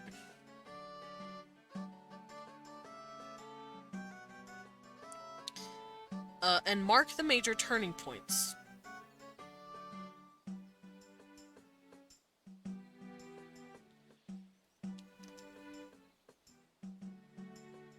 There we go. Also, do these histories, are they less believed in and are more of a religious thing? For instance, these things can go hand in hand. Traditions and historical, I guess, belief actually is wrapped around Christianity once again in our world. Some people physically believe that uh, their religious figure literally died on a cross and literally like jump started a lot of religious points. Like for instance, it only started to get popular because of Constantine. He was the turning point. And then there were reformations in the 1500s. Like, there's just so much stuff. History is not always written by the victors. Ukraine has a history of by Moscovian Empire and Poland of that time. I see. Well, traditionally, history is written by the victors. Only by the... When we say the victors, we mean the people who essentially took over afterward. Especially if it's in a time before digital recording that can be a lot more permanent. Because we're in an age where we can just record some shit happening. We're not gonna forget that. Unless literally our power grid goes down. And even then, there's a lot of, like, newspapers. Information has been spread so quickly, and can be spread very quickly nowadays. But back then, like, for instance, colonial America, we kind of forget that native people exist. Unless there's something happening, like specifically harming their community and they're speaking out against it, we don't pay mind to most Native American people nowadays. And it sucks, but it's just what happens. Soviet Union took over, but our culture and history still lived. We were making history. Yeah, I mean, technically, did the Soviet Union win then? You guys got yourselves back. I mean, yes, you're still having to deal with bullshit nowadays, because of recent events, but you were able to regain yourselves. You're able to get a foot back. I wouldn't consider that a victory on the Soviet Union's part. They didn't get you guys. You survived. In my opinion, I'd say you guys did it. You were able to beat back an oppressive force. Yeah, and it sucked, I'm sure, and I don't know about your guys' history, so I can't say anything on it. But it does sound like you did come out on top. You guys did beat them back, and you did win. Even if it doesn't feel like much of a victory. You guys still made it out, and you're stronger for that. Also, think conversely about the Spanish versus the Aztec. The Aztec are pretty much gone. The Aztec and the Maya, they're almost gone. In fact, they were gone, at least culturally, for a long time, until recently when we started bringing back pieces of their culture to those people, the little communities that still existed. Because for the most part, nowadays we just have the Mexican culture, which is a combination of Aztec, Maya, and Spanish beliefs. So yeah, that when it says history is written by the victors, it means traditionally people will get completely snuffed out sometimes, and it sucks. That's actually something that really bothers the piss out of me. Nothing hurts me more than seeing people get, like, just completely wiped out like that. I mean, yes, wars and fighting will happen. That's just a thing, because people will get greedy. But when there's just such a dominating force, because, like, Native Americans fought against each other all the time.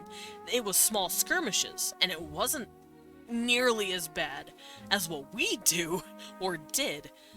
But they still had little skirmishes here and there. They still had battles. They still fought each other. But when we came, it was so much worse, and it was so much more jarring, I guess. Because we had technology that they did not. It was fucking one-sided and bad. Same thing with the Aztec and the Maya. The Aztec made a lot of enemies because they were pretty warmongery. The Aztec, that's how the Aztec went down, actually, because they made all these enemies. And the Spanish played the game. The Spanish played the game and they played hard. And then they used their technological advancements and they smoked the Aztecs out completely. Almost completely. Oh, my throat's itchy.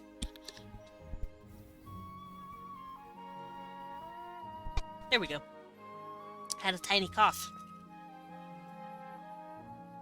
But yeah, that kind of stuff brings my absolute blood to a boil. I get that wars will happen, but when it's just such a one-sided stomp to the point where that entire people and culture are just gone, it's like, what the fuck? I don't know. I just like... It sucks. It sucks is all I'm gonna say. Weh. But yes, for history, you want to remember that that will happen. You will completely lose a culture in your world, and you have to be prepared to do that. I'm sadly still struggling to do that because I am in love with culture. I am in love with any culture that I see. I fall for it because I love culture. That's why it kills me when I hear people or a culture is completely gone. I'm like, well, fuck. You know, that's a piece of history that we're never getting back. That fucking sucks. Especially when it's like happening in current events and I can do nothing about it. It kills my heart. But yes, also mark out major turning points. Hell, even have like whole species. Since this is a fantasy world or a sci-fi world, have a whole species that went out. There's a species that died. Like, and all their cultures. Because there was another species that took them out. There was another race. Let's say a race of men took out the gnomes for some reason. Just, you know, fuck them, I guess. They took out all these gnomes. And now you have, like, nothing about the gnomes. But historically speaking, maybe they're talking about these little people that they used to deal with. And historically think about the ruins that got left behind. Oh god! Our culture was nearly gone several times. There were, as Wiki says, 56 attempts to wipe out our language. Fucking hell. That hurts me. All you gotta do, though, is just keep pushing. Keep that shit alive, because, god damn it, people are dicks. I know they were doing that with the Sami as well. They were trying to, people... When I say people, I mean the English. When the English gets their grubby little hands on something, at least back then, especially whenever they were in their colonial days, they really tried to tell people, no, you can't speak your language, you have to speak English now. It's like, fuck off. Let me speak my language, you little shit. Dick. Dick. That face is great. But anyway, I'm clearing myself out here. I'm not gonna talk about history anymore, or I'm gonna make myself sad. But yeah, that's literally all that was in there. It was just one paper, one sheet, one whole page. All right, so here we're talking about apparently the finer details. I feel like we're almost getting to the worksheets. I'm really excited. So, making a world feel lived in. So far, this guide has covered the frameworks of your world. These are essential to world building because they provide the context for your story and characters. Or, you know, your D&D session. And now I like listening. Aw, thank you, Blue. A world's frameworks are more difficult to make up as you go along because you run the risk that major inconsistencies will arise. For example, if your magic system is a form of necromancy at the beginning of the story and witchcraft by the end, you'll have to rework large sections of your plot. Basically, write everything down so that things can stay consistent. If you're pulling shit out of nowhere, it will confuse yourself and it will confuse your readers, or your players, depending on what this is for. Me, like I said, I'm doing this for D&D purposes, but if you guys are looking to write a story, whether that be a webcomic or a book, you gotta keep it consistent, otherwise people will get lost. No matter what the modus operandi is for telling your story. I like listening to. I'm helping somehow. Yeah! It's always nice to just have a bit of a back and forth. Details are essential to making the world feel real and lived in. They are easier to make up as you go along.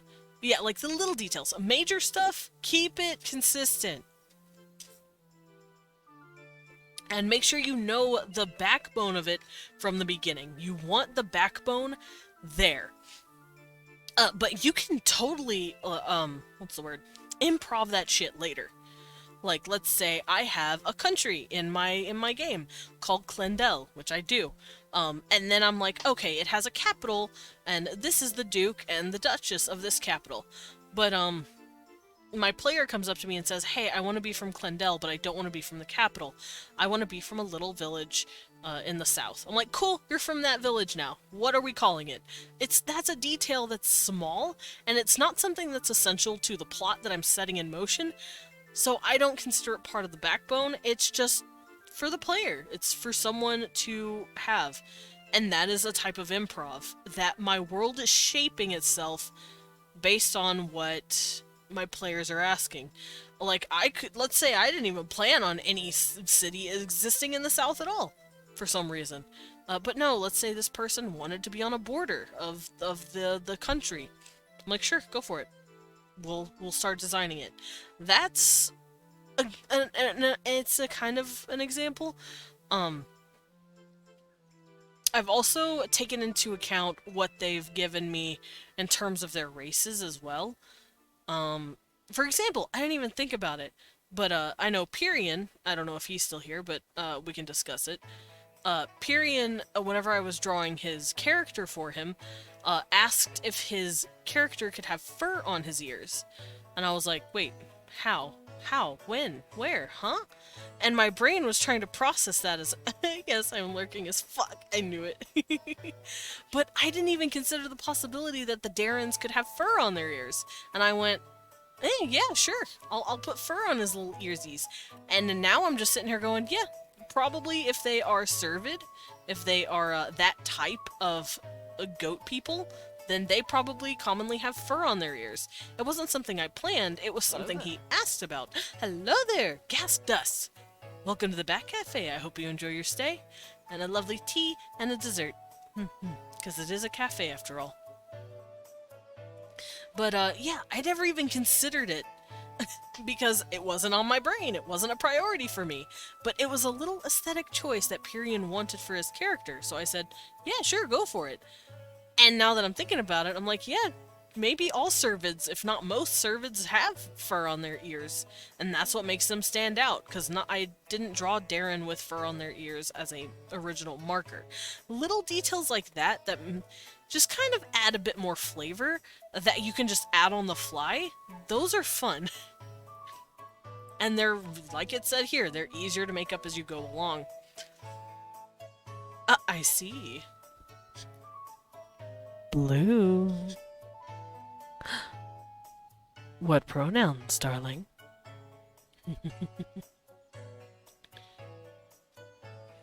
You're also being very cute.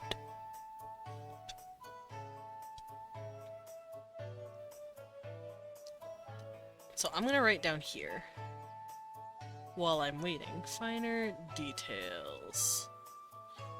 Any? I see. Welcome home, master.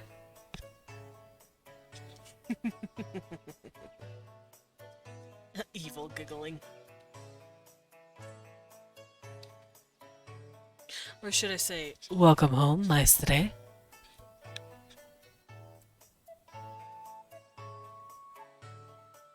So, finer details. And these can be anything from, you know, you randomly deciding your character really likes flowers for some reason. Hi, Blue. Just something that... something that doesn't, like... Oh, you're cute. But it's something that doesn't clash with the main story you have going on already. If it's of no consequence, they're just little details you can just drop in. Boop, boop, boop. And it helps to flesh out your world in a believable sense. So here it says, the table on the next page outlines some of the details to consider when creating your world. Ooh, I see art. Okay, so here is a detailed thing that you could add in. You can have art. Art is a very good way for people to express themselves. Let's say, for instance, you want to add in a little detail that dwarvish art is based off of Art Deco, which is a 1920s art rendition of like these very square, blocky structures. Art Deco is very pretty. Yeah, you can do that. You can start exploring what kind of art style they have. Evolution is a great thing, but people sometimes make it wrong. Sorry for that statement. People just add thing, but it would be much better to do evolution from absolute zero. It is hard, but it can be fun. Deciding species for every niche. It adds history for the world and adds archaeology. Possibly. It just depends. Aren't you say? I'm a draw dicks. But if we're talking about like different animals, yeah, it does help to look at the niche, I guess. If we're talking about sentient species, I already do that. I look at where they grow, where they come from, where they evolve from.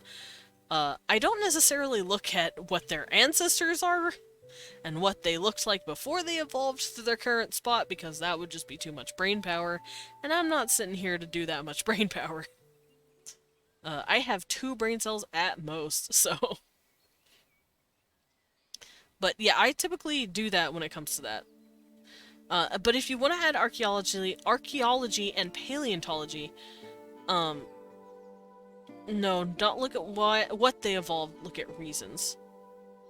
Well, yeah, factors like that is basically, the environment that they were in at the time. Like, for instance, we don't see mammoths anymore, but mammoths were a thing. And that's because back then, the world was colder. They were, I believe they were northern. They were slightly northern, either north or south. And that's because the world was cooler. So we had elephants with fur. Nowadays we do not, but we did. And that's because of the environment they were in, and the earth being cooler in general. And then you could just look at the niches in different biomes. But, oh, you can worry about that over if it's a part of it. Like, if you're specifically writing a story based around archaeological finds or paleontology, you could specifically find that stuff because you're focusing on that.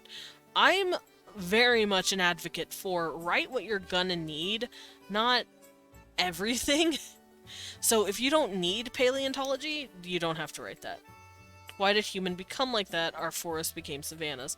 Well, to be fair, like I said, we do have a running theory now that we came from the water. The water ape theory, the one that you hated, Serax. But, we actually started standing up because our brains started developing, and we actually needed to be upright to carry our noggins. Carry our stupid-ass heads.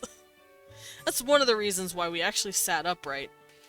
Hello! Hello, Cererelia. No, yes I will. I will talk about the water ape, don't make me. Welcome in, Aurelia. How you doing? I love the water ape theory, it's just so kooky. But yes, besides art, we can also look at fashion. And that's one of my favorite subjects of this thing. I'm good, just getting home from work. Nice, welcome home. But yes, fashion is one of my favorite parts of culture. I don't know why. I love fashion. And I love architecture. I love the creative parts. Water monkey. Water monkey. Return me to monkey. Return me to water monkey. But I love the fashion. I love designing clothes for my species. And I love looking at the history of why they do that. It makes me so happy. I don't know why. I also really like language. I love exploring language. But here it says you can also do architecture. This seems to be covering creative venues. But architecture is also really fun. So we can cover each one. Art is typically having to do with tools that they have to make said art. For instance, in ancient Egypt, they had paints from both stone and different plants, and they used these paints to paint over carvings of different stuff on their walls. And that's where we get the hieroglyphics. The ancient Egyptians loved painting that stuff, and it was beautiful. And later, they actually had their art style change because a specific ruler came in and said, no, we're gonna do things this way. And that's where we got the Amarna art style. It's really fucking cool. Yes, water monkey. So yeah, you need to look at what they have. Are they just purely carving because all they have is a stone and a chisel? Or do they have paints? Can they paint these statues and monuments and wall carvings? Well, the Egyptians made the box of bees. Is that what I'm thinking of? Is that what I think it is? Is that the thing Cleopatra used to satisfy urges?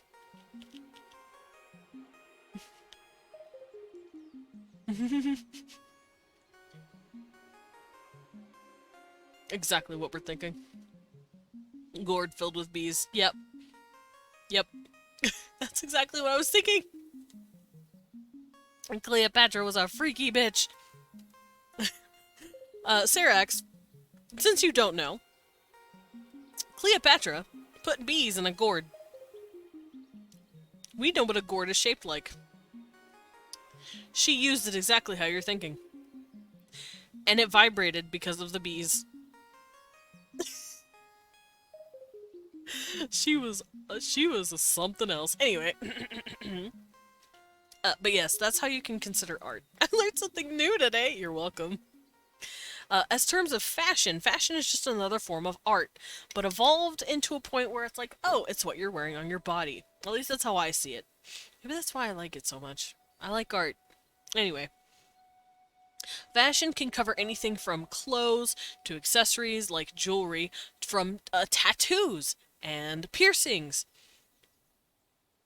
Fashion is just something you put on your body to show off to the world and say, hey, this is the culture I'm a part of, because we all like what this looks like. For instance, the Cleopatra the Innovator. Oh no. But for instance, in Japan, once again, they have traditional dress called kimono and yukata.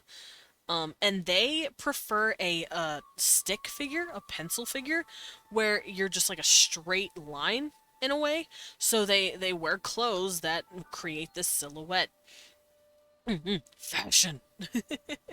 And that's because they have a lot of access to materials that can make these clothes. That's another thing you have to understand with anything that these people create, which is art, fashion, and architecture, is the materials that they have. Tanuki. Oh no, not the tanuki nuts.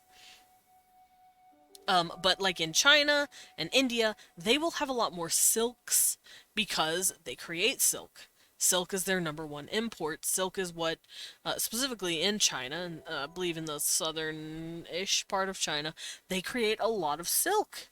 They love that shit. But if you go look up at, like, say, the ancient Norse people, you're not going to see a whole lot of silk. Not only do they not really have silk, unless they've actually gone over there and raided parts of China, which they did, but they didn't really use silk, not the way China did. They wore a lot of wools. They wore a lot of wools and heavy clothes, because where they were, it was real cold. So you can take that into account as well, where they're living and what materials they have at their disposal, and what kind of imports they have. So once again, ancient Norse, we can look at them. It's really cold, so their clothes are more practical. They're not super fancy about anything. But conversely, let's look at like India. It's a nice, pretty temperate place. or in China, it's a lot more temperate. They can dress in layers and layers of beautifully, like, decorated, silks and woven fabrics with all these really pretty patterns and very, aesthetic looking clothes. Not as practical. Because they don't need to be. The Norse needed to be practical. Architecture will do the same thing. If you're in an area that's super hot, you're going to be a lot more practical in your building first, before you start being aesthetically pleasing. Because you want to keep your house cool and the heat out. You want to be insulated. Same thing with the Norse. Once again, if you're way up in the bitter-ass cold north, you're going to want to bunker your house down first and foremost as a spot of warmth. But if you're in an area where that doesn't really happen, your house isn't going to be as fitted towards one or the other. It's going to be more of a balancing act, because you will have cold days, you will have hot days. Ugh. It also has to depend on where you are and what materials you have available. If you live in an area where you don't have clay, you're not going to have a clay house. You're going to have a wooden house, or a stonemason house. It just depends on the materials you have, and the materials you can bring in. So, games! Oh, games and sports. I don't really explore games and sports, although I probably should. Games and sports! These are fun. They are usually come from just tradition, and whatever the fuck sounds fun to the people. They don't really have a rhyme or reason for evolving, although some do. Straw, sand, and clay. Very nice building material. Forgot the name, sadly. No, I know what you mean. I can't remember what it's called either, but I do know what you mean. It's... Oh god, what is it called? It's when they all, like, pack it in together, and then they can, like, pack it in for walls. It's not Adobe. It's something else. I don't remember. But I do know what you're talking about, Sarax. But yeah, games and sports. Most of the time, they don't really have a rhyme or reason for evolving the way they do. It's just what people find fun in that moment. And yes, that does have some cultural significance. For instance, you know, let's say you're a Puritan society that shuns anything to do with nudity. You're not going to create a sport based on someone being mostly naked. You're not going to have a whole lot of water sports in a place where there's a dry desert. So there will be limitations based on what you have available to you, much like, you know, everything else here. But there isn't really a rhyme or reason for the evolvement of the game itself. For instance, I believe it was the Aztec. It was either the Aztec or the Maya. The Cobb, the name is Cobb. Oh, okay, Cobb. Something. But, yes, there were Mesoamerican games where, warriors would actually hit a ball with their hip and try and get it in a hoop. The hoop was pretty high up, though, so they really had to, like, bop that fucker. But, yeah, that's a traditional game in a culture. Also, think of children's games. What kind of games are kids playing? Okay, Pyrian says games are usually activities for bonding, and a lot of games come into fashion because they appeal to some desire, to a common desire. Like humans have a desire to strategize, ergo chess, checkers, and shitloads of other games. True, we really like to strategize. We really like playing games. We like these board games. Shit, you look at ancient Egypt. We have board games in ancient Egypt that do that. We have stuff called, like, sticks. Where you, like, toss these four-sided sticks and they act kind of like dice. Gambling. Humans like to gamble. We just like taking risks. It's fun. So those kind of games, yeah. Look at how your race enjoys their pastimes.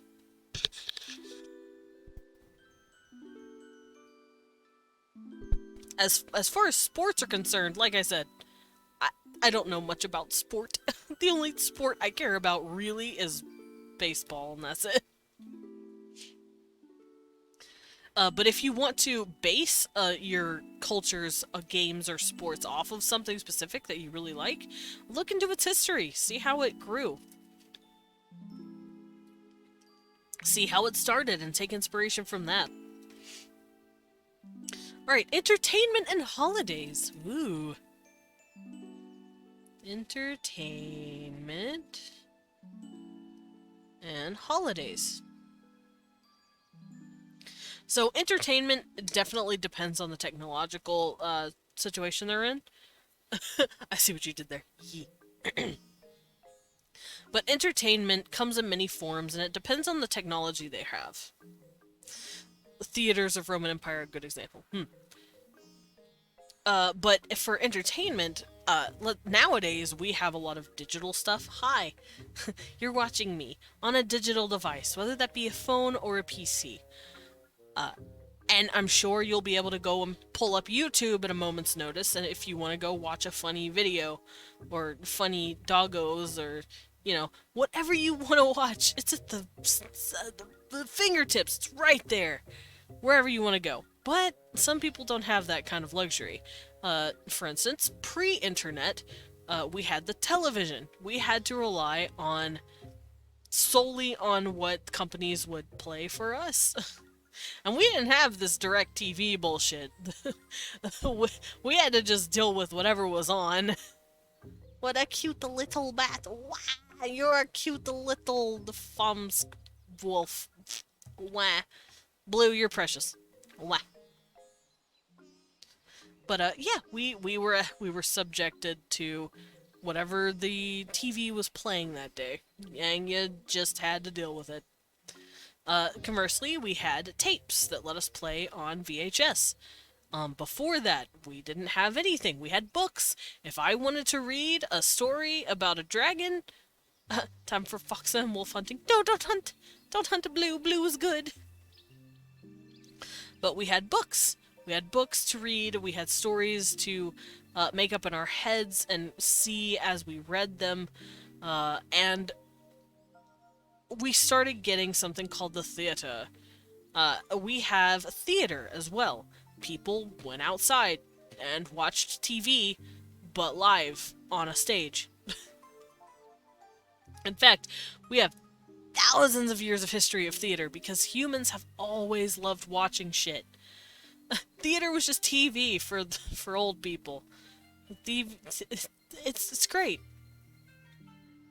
We've always had TV. It was just in the outside. It was just in the form of theater. And almost every single culture will have it. Literally every single culture will have theater. Because we like to look at that shit. It's fun. There's also dances. We love seeing dances. Anything that has to do with just someone on a stage doing something. We love hearing singing. Entertainment doesn't just have to do with something you can watch, you can listen. If you're sitting there writing on your ancient scroll as a Roman emperor, you're bored out of your mind. You look to your I don't know, fucking your water cup handler or something, and you go, hey, yo, go get me my band. You can bring in a couple of people to just play music for you. Like, that's like ancient Spotify. the equivalent of Spotify in the ancient times. Snapping your fingers and having three or so people come in with an instrument to play a music for you. Like, we've always loved that shit. And just because it's really easy for us to get a hold of now, doesn't mean we didn't always enjoy it. We always have. Hi, Zam! We're talking about the finer details of a culture, which is having to do with art, fashion, architecture, games, and entertainment. But yeah, we have always loved what we love now, we loved then. We loved 2,000 years ago, just nowadays we can get it a lot easier. And holidays, of course. Holidays are... They have a lot of reasons to exist. Holidays can typically exist because of a religious thing.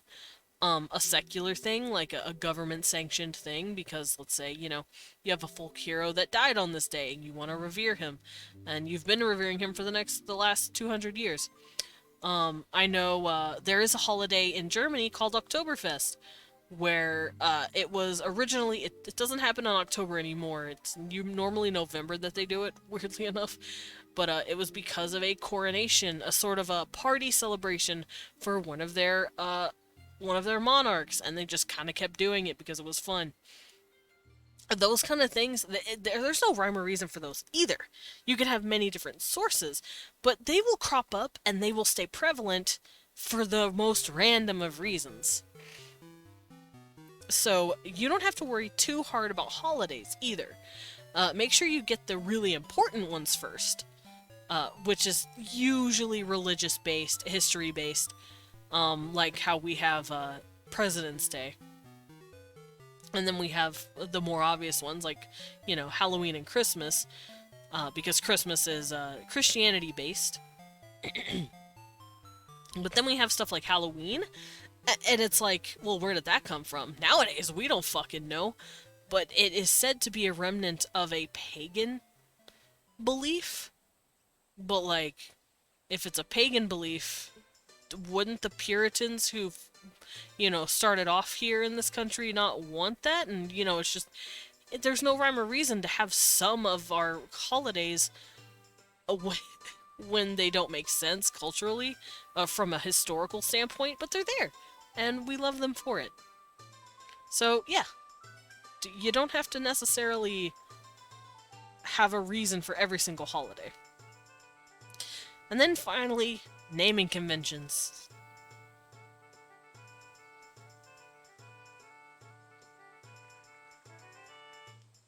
And my favorite thing in the world, language. Because you need language to have naming conventions. So, in order to actually get the naming stuff, we have Maslenitsa. Maslenitsa. It's a ritual of spring coming. We burn a straw man to warm up the environment, and it's a holiday of thin pancakes or crepes. Pagans were goths. Yeah, pagans were goths. Pagans were great. Yeah, see, you just kind of have a spring coming festival. And there's no technical rhyme or reason for why it's there. You're warming up the environment with it, but that comes from like an old, belief system. But nowadays, it's vestigial. But it's still there, and it's still a part of your culture. And we do that as well. We have something called Groundhog's Day.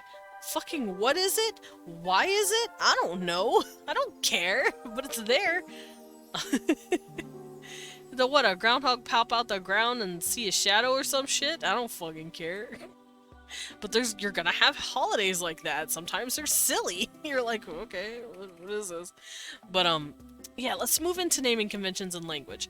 You need a language in order to know your naming conventions. Especially if you are coming up with, I guess, original names. Once again, Tolkien did this fabulously. He did it first, he did it best. He came up with his language first before he came up with pretty much anything else. He loved language making. And he came up with a handful, but the ones that we are most commonly associated with are the two Elvish languages known as Quenya and Sindarin.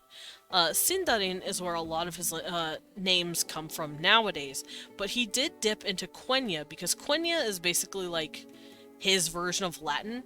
It's an old ancient tongue of Elvish that has since died, but it has a lot of children. It has Sindarin, which came from Quenya, and then it has a few other Elvish languages that came from it as well. A lot like how Latin made, or a Latin-inspired Spanish, French, and Italian. And if you want naming conventions based off of your language, you're gonna have to start making language. Now, I'm not saying make a full-blown lexicon before creating names, but in order to make names, you do at least need to know your IPA, which is your... Oh no, I have to sneeze.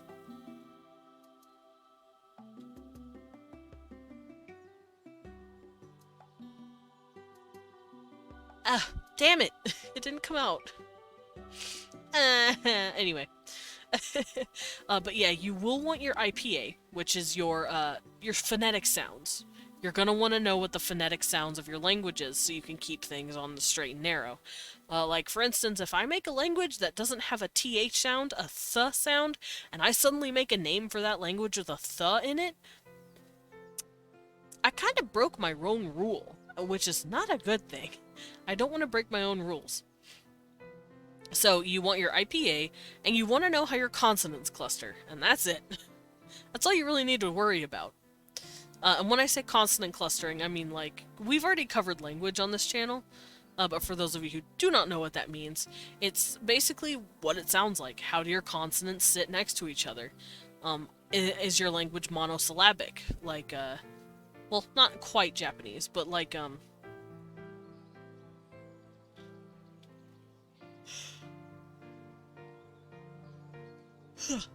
Mayan, kind of? Mayan's monosyllabic. Or Hawaiian. Hawaiian and Maori is also monosyllabic, where it's like consonant, verb, or consonant, vowel, and that's it.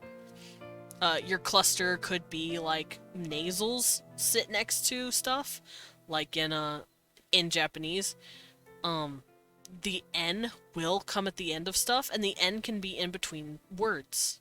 As weird as that sounds, they're like, oh, we can do that.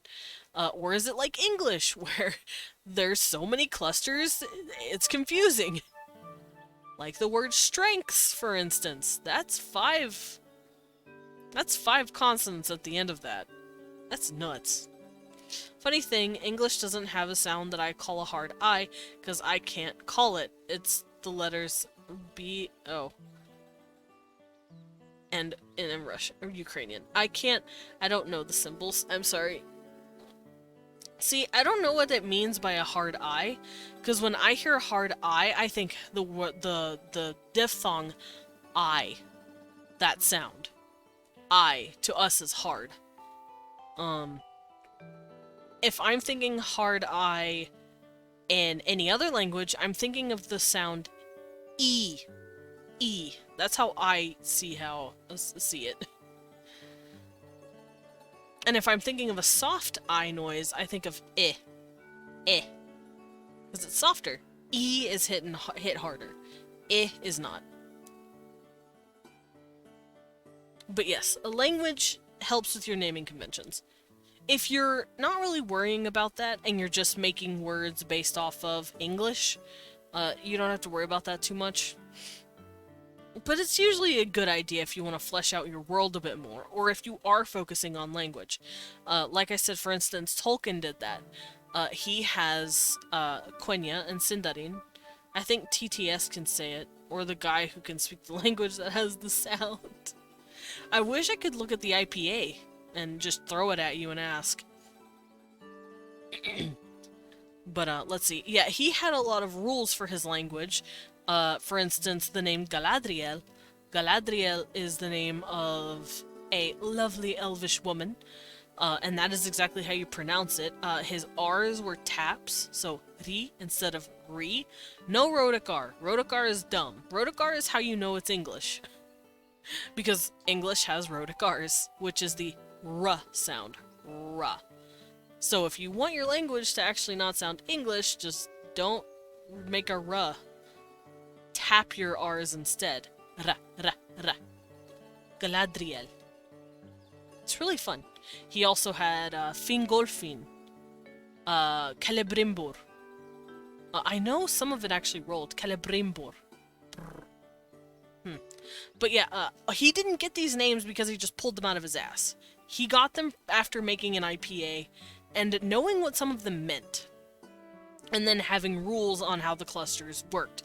Whether or not he physically wrote them down, or he was just subconsciously doing it, I don't know. I haven't seen the notes. But he probably wrote some of it down. He had to have. But that is what I mean by you need your language to do your names. Unless you're basing it off of a real world language. In which case, go at it. Have fun. But make sure you follow the conventions of what you're being inspired by. Alrighty, so it looks like we are going to be covering... Actually, can I fit this down here? I can! Hold up. Pog!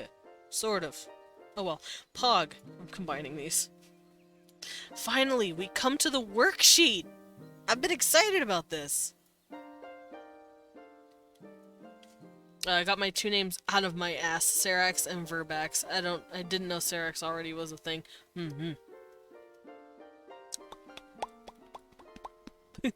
Hi Zam, I see you popping. Alright, so we're at the worksheet, and the worksheet starts from the very beginning. You know how we covered the... That's not it. No, that's not it. That's not it. That's it. So here I explained the ways to get started a few weeks ago, and then the worksheet the book covered the stars and planets, which is right here. And we discussed all the stars and all the planets and how they work. So let us look at the worksheet. Let me turn this off though. There we go.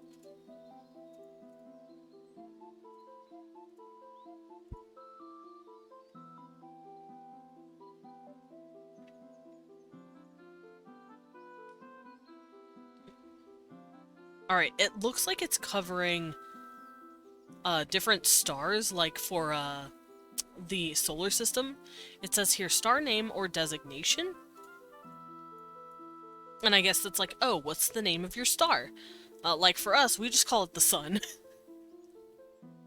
We just straight up call our star the sun. But we do have other stars out there. We name them letters and numbers nowadays because we don't really call our stuff anything different.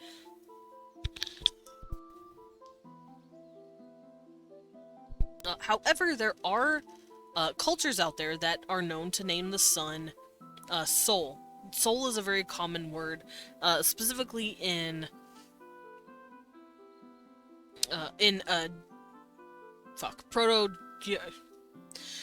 Proto-Indo-European. That's what it is.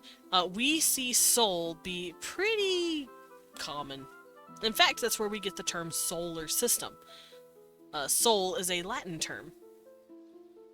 We also have Sol in Norse. What is it? And Helios, which is close to Sol. Hol, Sol. It's pretty close. Helios is also the name of the star. But it's also the name of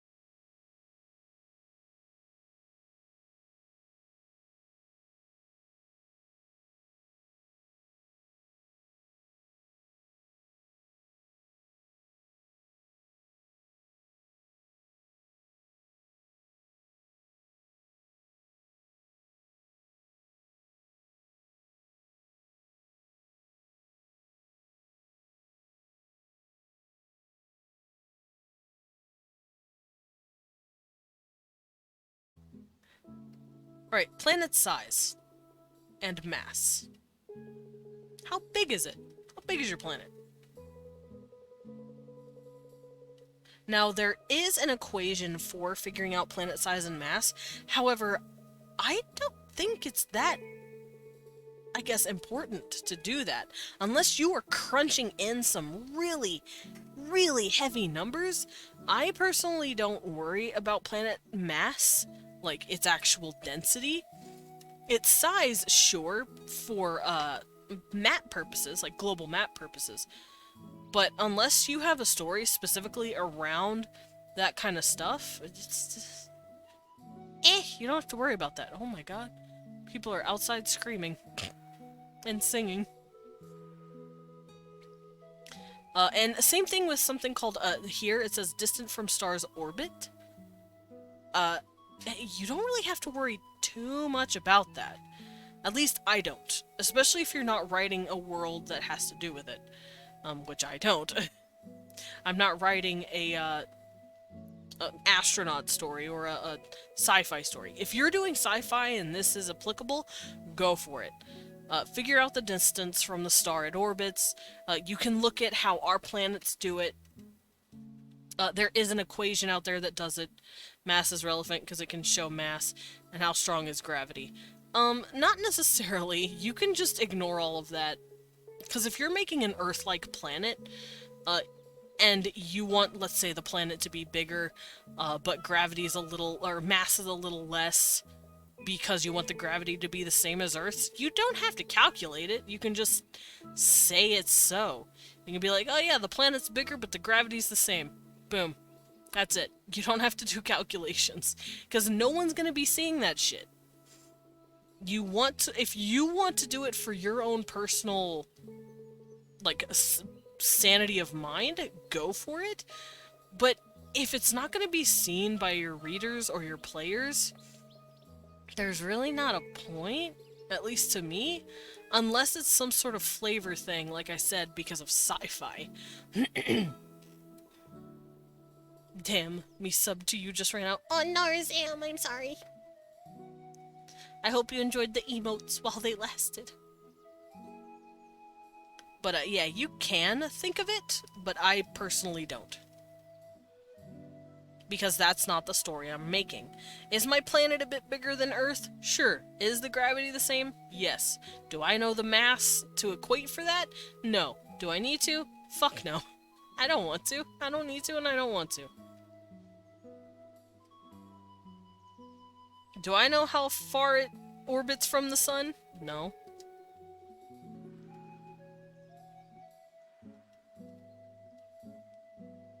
So, distance from star it orbits. Like I said, you can, I'm not.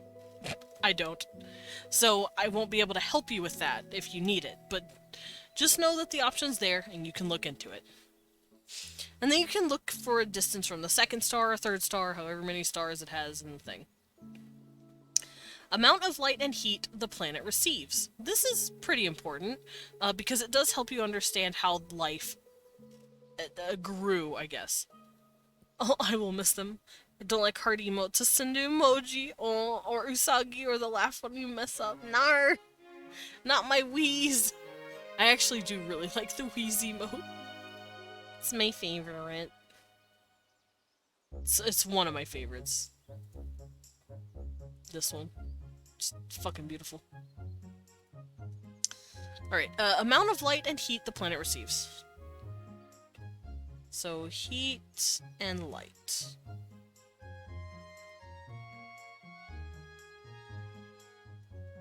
So, there we go. And that has to do with what the star is, how close it is, and all that good shit. But no, I'm saying it's one of my favorite emotes, and I'm so sorry that they cannot use it. Because it's one of my favorites. But yeah, heat and light have to do with how things evolve. For instance, if this planet does not have a whole heck of a lot of heat, or it's cooler than Earth on average, you're probably going to have a lot of fur-heavy creatures. Animals that need to retain their warmth. They're probably going to be able to retain fat a lot more, just to keep themselves warm. Conversely, if the planet is pretty hot, maybe they are made out of, maybe they're cold-blooded creatures. Whoa! Oh, Usagi! That's so fucking cute. That's so sweet of you. Zam, you can spam the wheeze. You can do it now. Usagi, thank you so much for the gift of sub to Space Zam. Mwah! Smooch Banui. But yes, heat and light have to do with how your people or how your creatures will evolve. Whether that be they're cold-blooded because they're on a very warm planet, or they are blind because they don't get hardly any light. Which light and heat are two different things.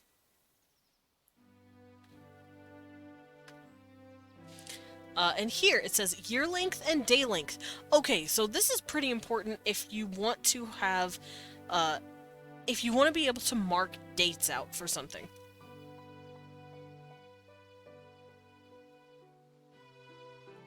So, how long does it take for the planet to rotate around the sun? The sun that it is. Oh, and the hearts. That's so cute. And then day length. How long does it take for the planet to twirl around once? Make a single rotation once.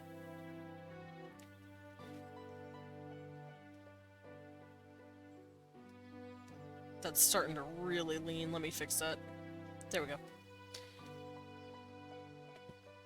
And the question is, can your people calculate this really well? Do they like calculating that stuff? And how does it affect their world? Okay, so here it asks, is the planet's gravity... So planet's gravity...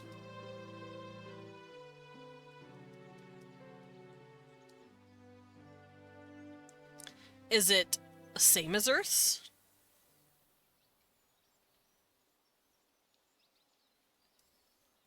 Stronger or weaker than Earth's?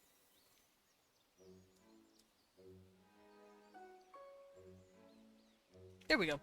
So if it's stronger than Earth's, typically you're going to expect creatures to be more squat, be more square, have almost have like a crocodile look to them.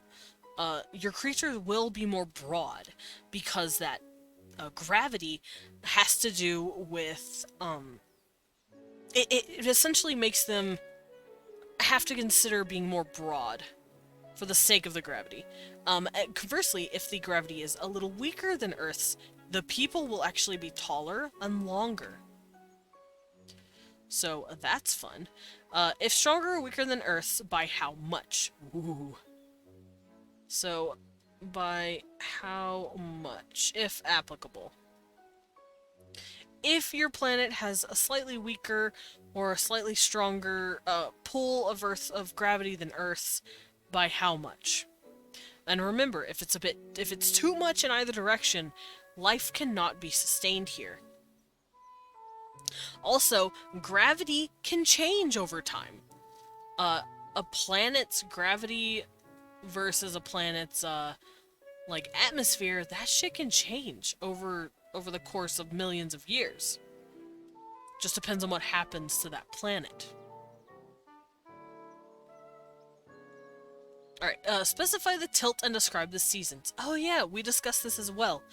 Earth has an axial tilt of about 23, which is awesome, because that means we get seasons in an almost perfect alignment. Okay, I'm gonna go lay down, BRB. Of course, have a good lay down, Cerex. But yes, tilt and seasons. And like I said, we've all covered this already, but this seems to be a worksheet that, like, asks specific questions, and it's really good. So, the tilt and the seasons. We've described the tilt. I have explained that the lesser the tilt, the less the seasons, like that. Like Venus, for instance. If Venus was a planet that was inhabitable, Venus would not have seasons. Its tilt is a 5%. It is a 5-degree tilt, which means no seasons. However, so here's Venus, here's Earth, that lovely little tilt. However, once you start getting even harder in the tilt is when seasons start to become turbulent. If it was pushed past about, I think scientists said it was 30 degrees, 30 to 35 degrees. After that, seasons start to become so erratic that life cannot take place. Life can't form. So figure out the tilts and figure out how turbulent the seasons are. That is also taken into consideration when you know the moons. Our moon is actually one of the reasons we have a tilt. Our moon is the thing that keeps us on our tilt, which means it keeps the seasons. So if we lost our moon, we'd be kind of fucked after a while.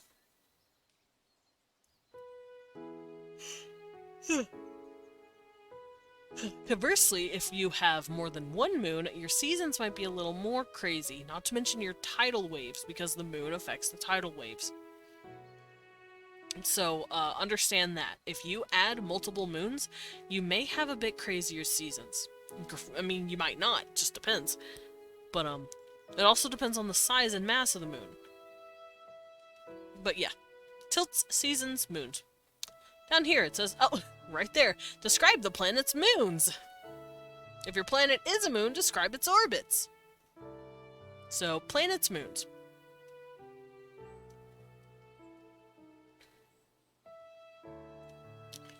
And if your planet is a moon, what's it going around? Fun fact, like I said, scientists have theorized being able to have a moon in a Goldilocks zone of people being able to evolve on a moon, and the moon being inhabitable, if the planet acts as its own tiny ecosystem of warmth. Granted, that would be a very rare occurrence. It would need to be a very specific gas giant, and it would need to be radiating a lot of heat in conversion with the sun that's going around. But it can happen. A moon could be inhabitable, and if you want to do that, if you want a large moon as an inhabiting place for your people, and there's a gas giant acting as their sort of sun to keep them warm, go for it. It's rare, but it can happen. Because we've looked at a few of our moons in our neighborhood going, we could terraform that. Because it has the propensity for life. It's real interesting. Alright. Designing a location. Ooh, I wanna get into this. Hold up.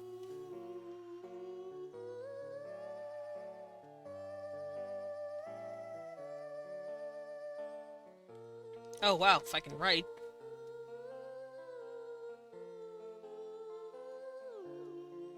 There we go.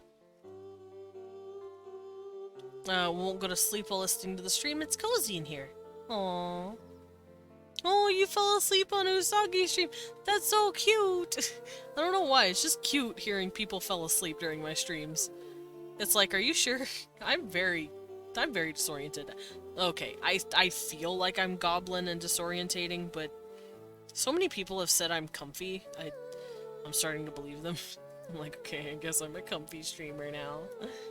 Even though I'm a fucking chaos gremlin. Personality, chaos. Energy, comfy, I guess. But, this is a piece of the sheet. Still cozy and comfy. Okay, good. But this part of the sheet has to do with, creating locations in a world.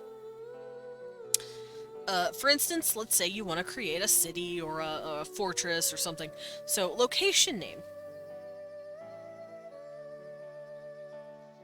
What? Oh. Right. I let him in. Sorry, I heard Papa Soulguard. I let him in earlier. He is over. I think he needed to do something. I don't know what, though. I think something's broken? I don't remember. Leon talked to him about it. I think Leon needed him over for something. I'm just the dude that opened the door. So, location name. once again, these location names can be a part of the language that you've created, because it's usually a good idea, but you can also have, like, the common word for the language, or the place. Ow. Hit myself in the head. For instance, like I said, with Tolkien, he has a place called the Mines of Moria. I'm sure for whoever knows that. But it has another name called Khazad-dûm. These are two different words. One is a dwarvish name, another is an elvish name, I think. Because Moria means, like, dark pit. In elvish, mor means dark or black, something like darkness, kind of. And yeah, I guess it just means a pit of blackness or darkness, because it's a mine, it's spooky. But I believe the dwarves call it Khazad-dûm. So you can have more than one name for a place, depending on the people. And then you can have the English word for it. Let's say, we call it... I don't remember what Khazad-dûm means, but let's say we called it the English word for it. We're gonna say it's like, oh, the Mines of Westeria, or something like that. I don't know. Tolkien didn't really have a word for it like that. Not that I know of. But yes, you can definitely use more than one naming convention. Location type. And here it gives examples of a city, a forest, a desert. Which one is it? What kind of place is it? Is it a river? Is it a city? Is it a dwelling? Is it a hamlet? Is it a region? Is it a country? What are we working on? Short description. Describe it. What is it? Short description. There we go. But yeah, what exactly is it? Describe it a bit so you can understand what you're working with. Where is it geographically? So, where is it located? And it says here, for example, the Farland Mountains are on the western shore of the Wayward Ocean, near the equator. So, yeah, what does it look like geographically? If you have, like, a map that you're drawing, just mark it. Mark the area. So, geography. What's the geography like? What's it around? What's it heralded by? Is it near mountains? Is it a mountain? Is it a river crossing through the mountains? Whatever you think it is. Climate and weather pattern.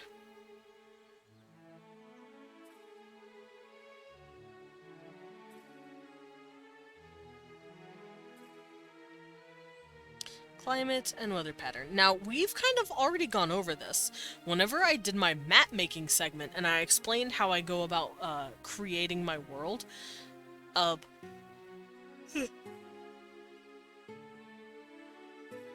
went over weather patterns. Now, there is a lot of factors that go into weather pattern and climate, but usually, like for example, if you are on the equator, you are going to be a lot warmer.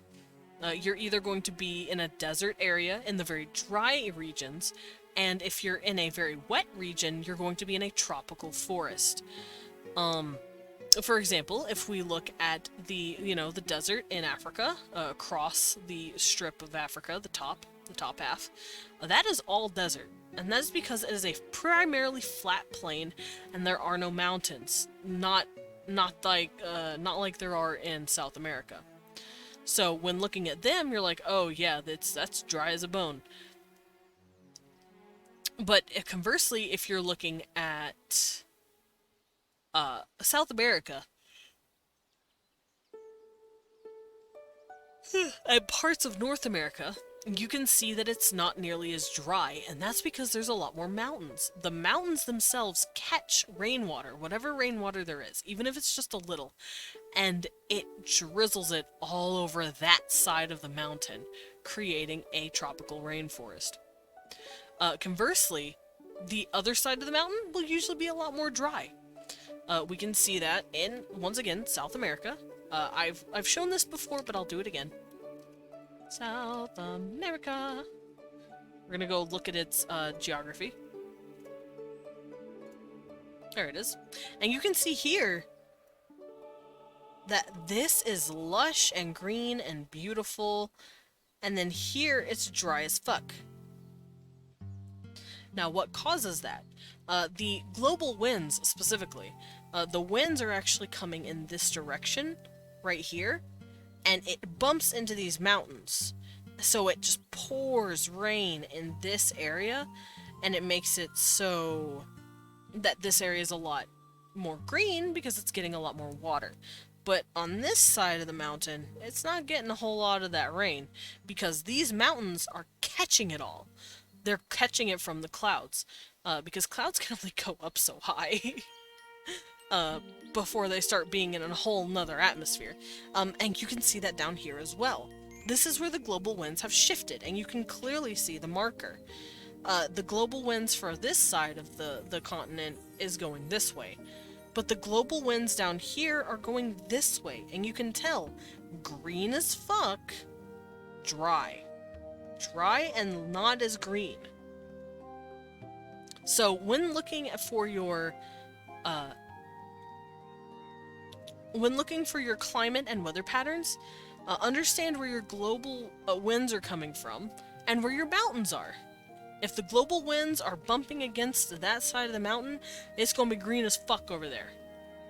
You also need to understand global patterns because, whoopsies, because that's where you find tsunamis and tornadoes, which are normally those kind of things. Hurricanes or tornadoes are pretty much the same thing. It's when a very, very cold wind and very, very hot wind clash with each other. However, tornadoes are primarily on land, and hurricanes are formed in the water. Hurricanes are formed over oceans, where it picks up a lot of water, a lot of rainwater because of the heat, and then that cool water, or the cold air, twists it. Because cold and hot air pretty much dance around each other. If you know the whole saying, heat rises... Sorry about that. If you know the saying, heat rises, that means cold drops. So here's cold dropping, here's heat rising, and they just start twirling around each other. And that's how you get weather phenomena. So in areas where it gets really cold and then really hot, that's tornadoes. That's tornadoes and hurricane seasons. So, boom. Figure out your climate and weather patterns that way. And if you need inspiration, look at the real world. Look at the climate of areas that you want to base your stuff on. It will help. Alright, next one. Who lives in this location? Oh shit. So, who lives there? And this just doesn't mean people. This can mean animals, flora. What grows here? What's the ecosystem? Who takes up residence? Can people live here? Is it somewhere underwater? Is it a mermaid area? Can people even live here? If they can, why? And who are they? If this is a settlement... Oh, right. We're designing a location. So, if a settlement...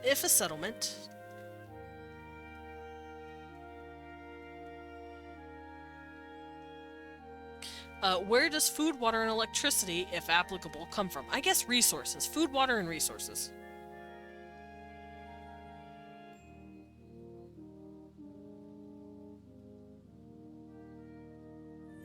So, if this is a settlement, where do they get their food, water, and resources? Are they near a river? Is this where they get their water? Is this where they get their food because they're fishing? Are they able to grow crops? Is it warm enough? If it's too cold to grow crops, do they use ice instead for water? Do they, melt water over fire?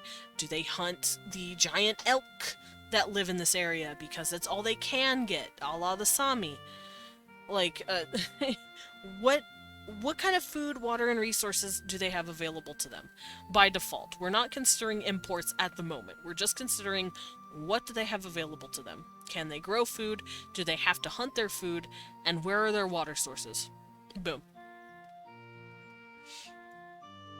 Are there other natural resources? So what other resources do they also have? So, other natural resources.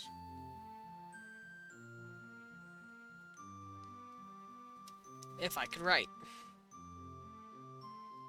So this has to do with gold, stone, oil, iron, rubber, as weird as that is, rubber, from trees. And what effect does this have on trade and war? So, you know, people will come in on your land if you have something they want. That's just how human nature has worked for literally hundreds of thousands of years at this point. Nowadays, we hear they have oil, we go for it. At least in America we do. Back then, people raided other people's places for gold. The Norse loved raiding motherfuckers for gold and food and supplies and pretty stuff. They loved it. So, what exactly is worth taking in this area? If there's not worth anything, well then you're safe for the most part. Or if no one knows you have anything, you're safe. But, do they trade for it? Do they use these materials that they have in their area to trade? Or do they have to fight for it? Are people coming for them and invading, so they have to war over it?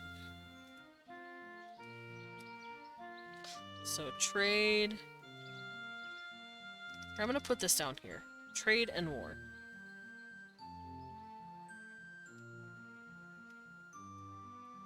There we go. Now, it says, what is the location's significance? What is its meaning to our main character? Historical significance or importance to the plot. This has to do more with books and webcomics, so location's significance.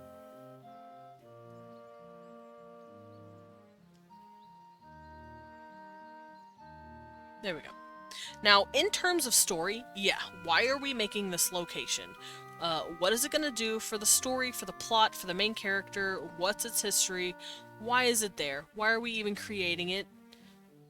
We're not just making it because we want to. If you're making something, it's a sure bet that you're going to be using it for something. And in D&D, same idea. What's its significance? Why is it there? Is it because your players are going to crash into it at some point? Is it a plot point that you want your characters to be there for some reason? Are they getting kidnapped and being taken to this place? Think about its importance to the story. Whether that story be your campaign, your book, or your comic. Alright, oh, creating a fictional being worksheet. Hell yeah, we're clearing through these now. Alright, fictional being.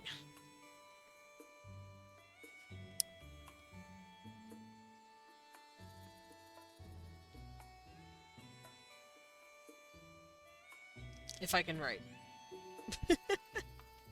There we go. Okay, we'll go to sleep. Have a nice rest of stream. Okay, Serax, have a very good sleepies. Also, Rose! Eek, eek, eek, eek.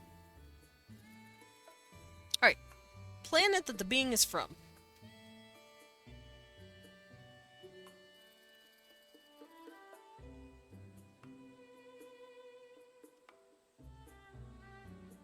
Now, this is usually something that you think of like sci-fi.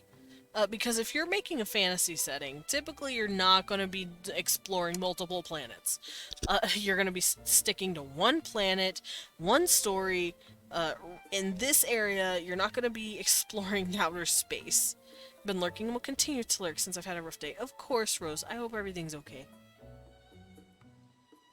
Wah, pet pet. But, yeah. If you're making a fantasy... you don't gotta worry about that. Not nearly as much. Especially if no one's leaving the planet. But if you're writing, like, say, a sci-fi story or campaign, you're probably gonna want a lot of planets written out. Me peeking, I had chicken tinkies. Oh, chicken tendies! Oh, fuck yeah. Also, hi. I see you peeking. But yes, that's usually really reserved for sci-fi stories. And it says here, environment the being evolved in. So, environment of evolution.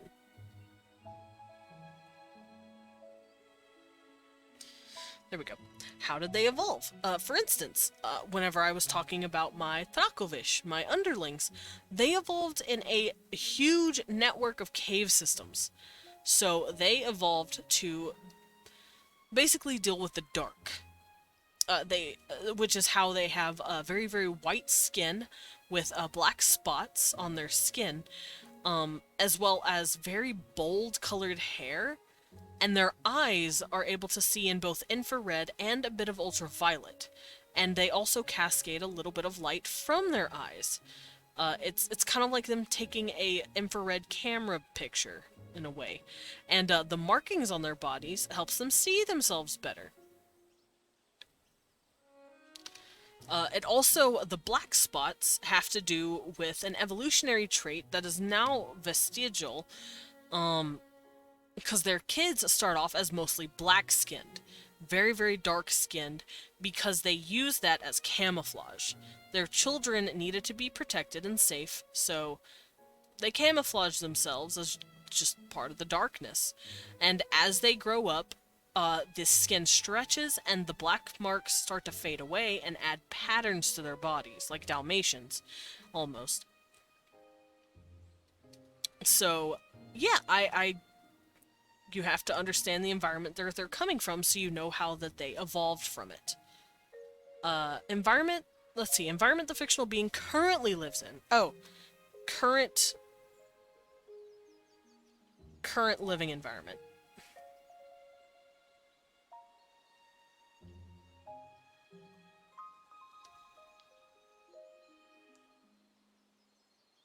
Alright, so current environment has to do with kind of like, think of humans. We evolved from a particular place, but we kind of spread out real fucking big. And as such, we got new evolutionary traits. For instance,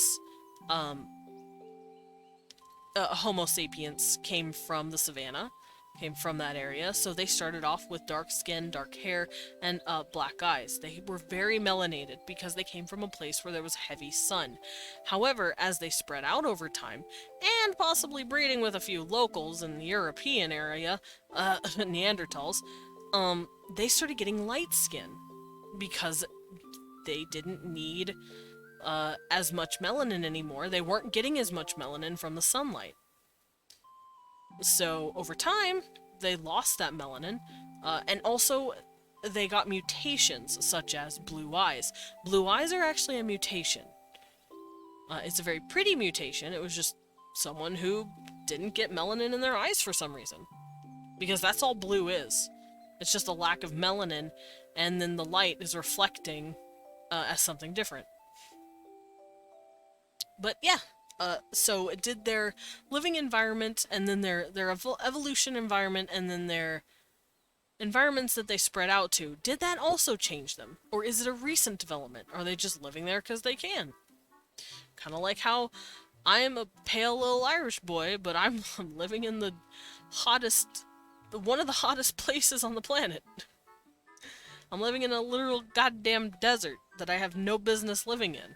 No, that happens. Does the fictional being hibernate or migrate? Ooh. Hibernation. And migration. Now, this isn't to say this is all about sentient beings. This is just about fictional beings. The fictional beings can be animals. You don't have to worry about this having to be sentient people. Especially with this. Oh, do they have a range?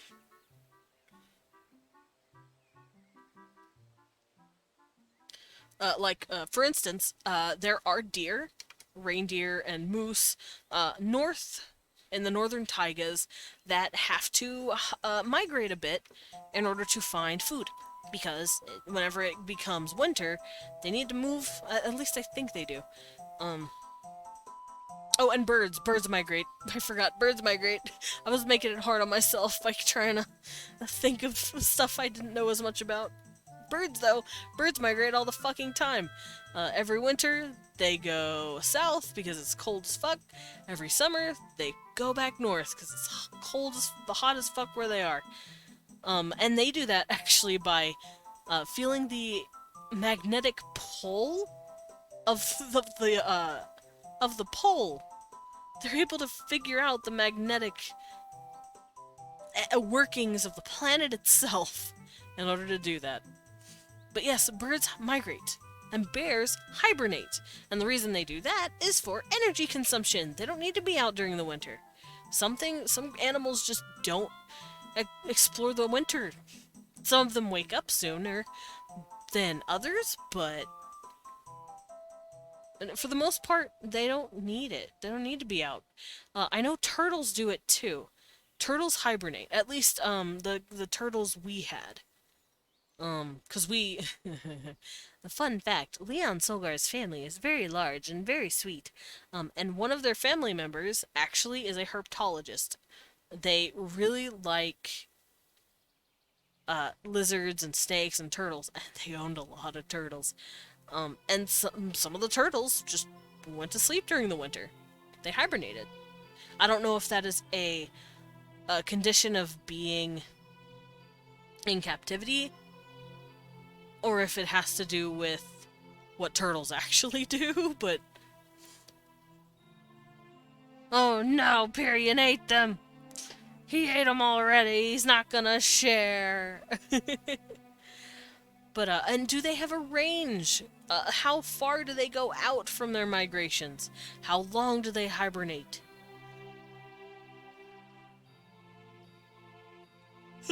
To quote this book, are they vampires? Do they need to hibernate for years because they're not hungry anymore? Like,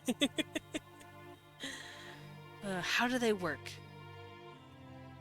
Alrighty, next question. What type of shelter do they seek out or build? Ooh. So, what are they living in? What's their home like? Is it a nest? Like a bird? Do they build the nest? Or do they look for stuff? Like a little hole to crawl in a wall, like a mouse. Do they dig? Do they burrow? What do they do? A shelter.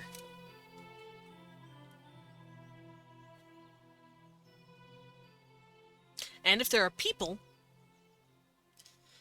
what kind of materials do they use for building? Oh, Zam's crying. I'm sorry, Zam.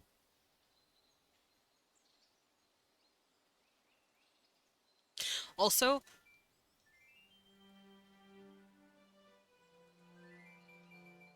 wait, that's really cool. Okay, so I realized the worksheet, I can actually click on the boxes and they'll let me type in them.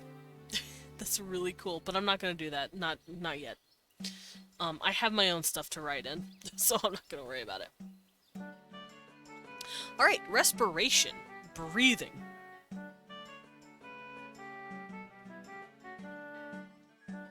How do these things breathe? Do they breathe through their lungs? Do they have gills? Are they fish or mermaids? Do they breathe through their skin? Are they frog-like? Like, 'cause frogs breathe from their skin. It's why they need their skin to be, wet, of all things. They need their skin moist, and they need to regularly be in the water, because they breathe through their pores. If they're dry, they will actually start to suffocate.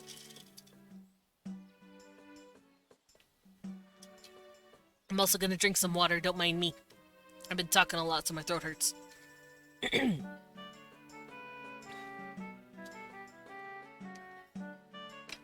There we go. But yes, do they breathe through their lungs, their gills, their skin? And it says here, tubes. Bugs do that. Bugs breathe through tubes. They don't have nostrils the way we think of. They don't have lungs. They don't breathe through their skin, and they don't have gills. How do they breathe? Little tiny little baby tubes on their bodies. Because they're so small. They can't evolve anything else.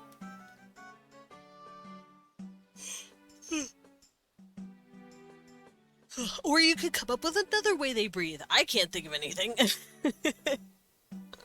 Whoa. But,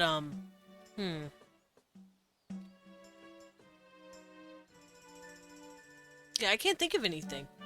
Anything good, at least. But if you can think of another way someone could breathe, go for it. And if you can figure it out, write it down. And the number of gills or lungs that they have. So, how many gills and lungs do they need? Number of lungs and gills. So how many do they need? Typically we have 2. We have a pair.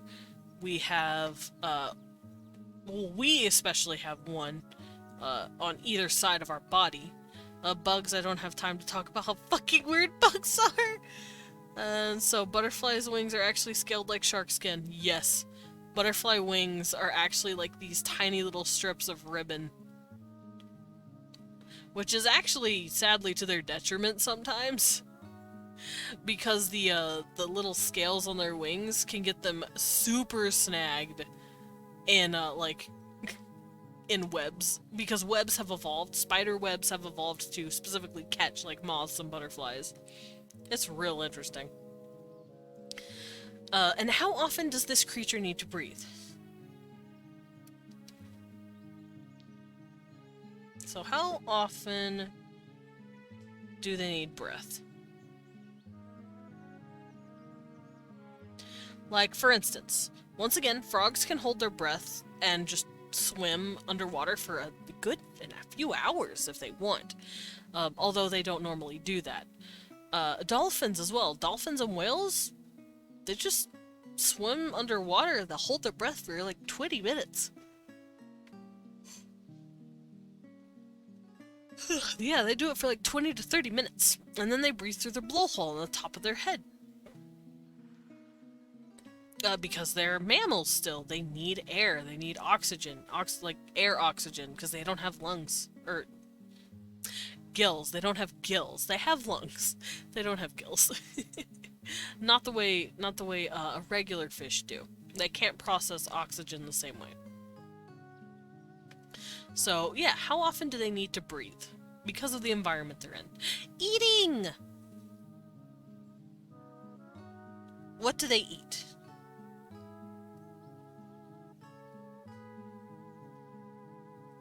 So what are they crunching on? This has to do with the area that they're in as well. What primary food sources do they have? If they are sentient beings, what do they get imported? Do they like cheese for some reason, and they just really get cheese imported because cheese is amazing and tastes awesome, especially on garlic bread. What eats them? Oh god, that's a question.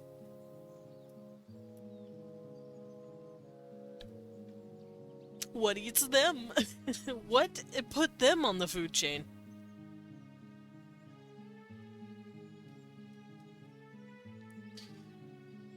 Are they still being predated? Are they still being attacked? Are they still on the food chain? Like us, it's hard to say. We like to think of ourselves as separate from the food chain, but because we're not in an ecosystem where we are actively being hunted like an animal, like a goat or a deer or an elk, you know, we're not part of that ecosystem food chain. But we'll get eaten. If a lion wants to eat us, she's gonna eat us. But we have such a tremendous technological power over all animals. You spot a werewolf in the distance, its ears prick up and shrivel. You hear it wimple, then watch it run. Oh no! Let me pet him!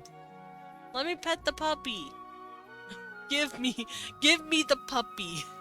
My hand is out, give it to me.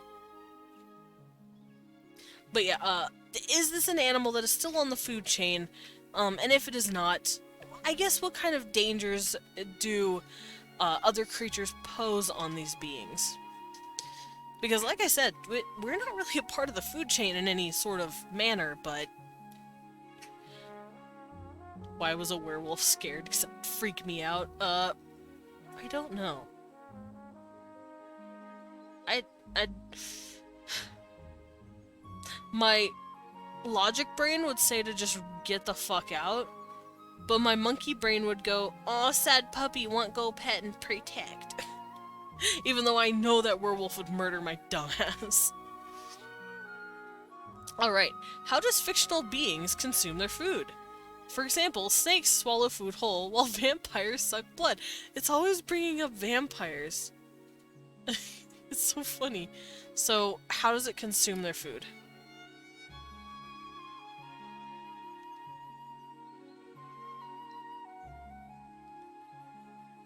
I'm gonna do this so we'll know where we are. How does it consume?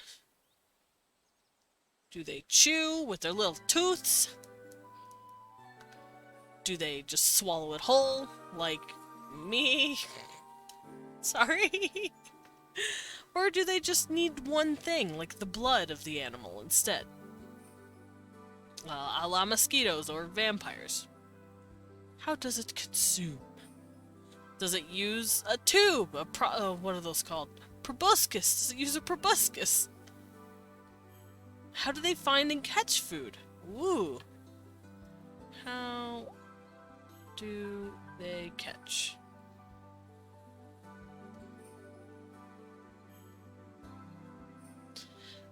What equipment do they use? Do they need equipment? We use nets for catching fish, or fishing poles. Cats use their claws and their teeth to bite into something. Snakes snakes and spiders use venom to paralyze their prey, to wrap them up and eat them, nom nom nom nom, and suck out the yummy juices. What do they use? What do they have available to them to help them get food? How much do they eat and how often? God, this is really asking a lot of questions, ain't it? About food. How much and how often?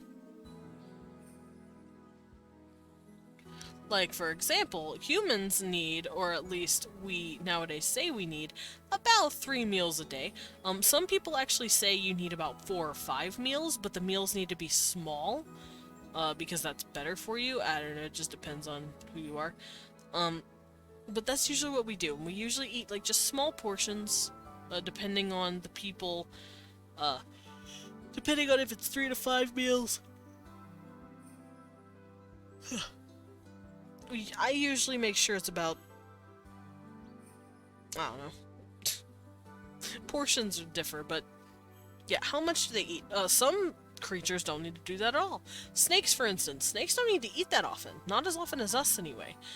They only need to eat once every few days to maybe even 5 days, depending on the snake.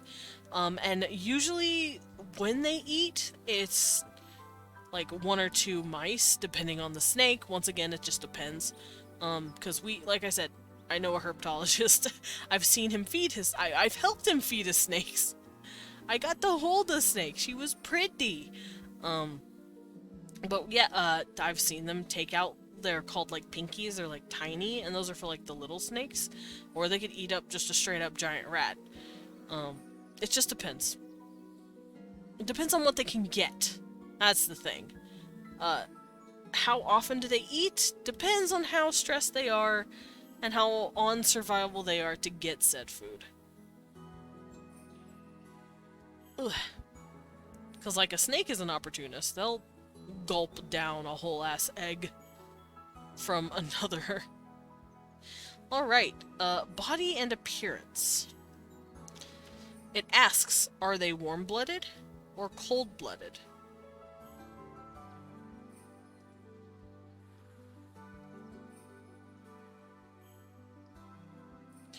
And then it asks, do they have an exoskeleton?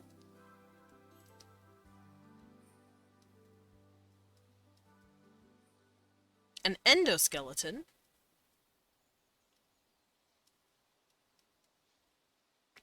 Or both? Or not both, other. Do they have both? So an exoskeleton is typically what you would see on an insectoid. If you have an insect race, they're probably going to be exoskeletons, or crabs. That it means that they're Their boning structure is on the outside of their bodies.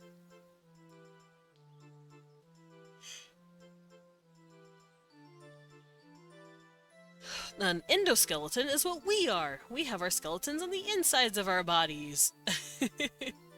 And then other. I'm assuming that would be like something that's has nothing. Like for instance, let's look at jellyfish. Jellyfish don't really have either. Jellyfish don't have skeletons. They're squishy and that's it. How big are they?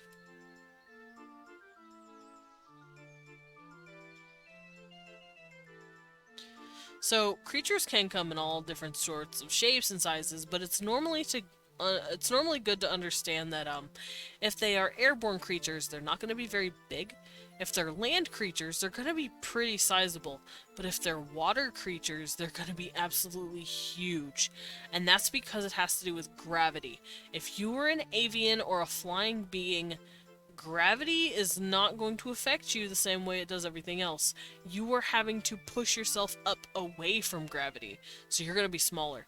If you're a beast of the earth, though, and you're walking around on the land, you're going to be much bigger. However, you will never be able to get to the size of something, say, in the water, because in the water, gravity doesn't affect you at all. You are suspended in animation, as it were. You are not being pulled down by gravity. You're good. So, yeah, how big does this stuff get? And remember, it's based off of where they are. How do they move? Locomotion, basically. I'm just gonna write locomotion.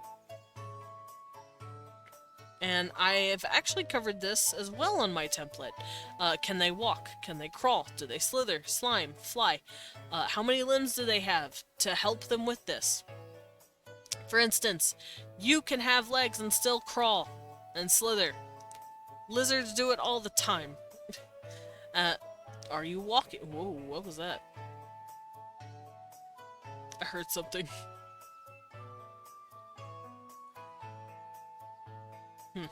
Anyway, do they fly? Are they swimmers? Can they do both? Like, for instance, ducks. Ducks swim, and ducks fly. Well, I say swim. They sit on the water like a cutie. But, yeah, can the animal cross over more than one? More than one of those. Ducks can also walk on ground if they want. But like, for instance, bats. Most bats can't walk. Not on the ground. But ducks can. However, vampire bats can walk. We can crawl around on the ground. We can also swim. Am I just a goth duck? Con! Hi! I love floating on water. I really want to go swimming. Oh, I'm sorry. I love swimming. I swear I was a frog in another life.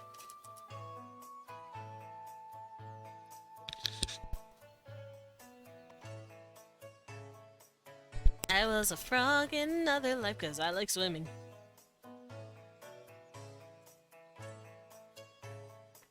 Ah, water.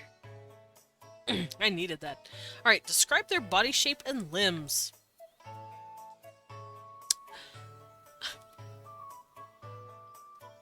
Tadochi. Bro, I miss Tadochi. He's so cool. Yes, I am glad you have escaped containment. But it says here, describe their body shape and limbs. Include genitals, if relevant to your story. I don't. This book literally said, "Boo! I don't care what you're writing about. We know you're gonna put genitals in that." Boring, but now I'm here. Welcome back. I'm glad you're here. Also, I saw you peeking in at like 9:20 this morning. What are you doing, you cutie pie? So, body shape and limbs and genitals. What does the pee-pee look like? I wanted to send advanced support, you cutie. But yes, let's look at the pee-pees. How do they manipulate things in the environment?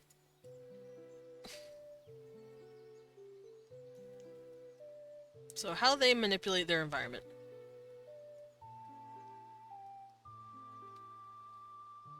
Now, I'm assuming this can be covered by, like, multiple things, but I'm assuming it's more to do with, like, excavation for, like, building stuff.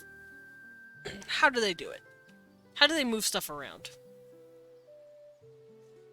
Can they just lift it with their big long arms? Can they do it with their giant-ass tails? Do they headbutt it? Sky! Thank you for the care package! Let me get a stretch. I need it. Oh, I'm a little tired today. Things are kind of heavy today. Oh, this felt awesome. Alright, I'm gonna get a little sippy.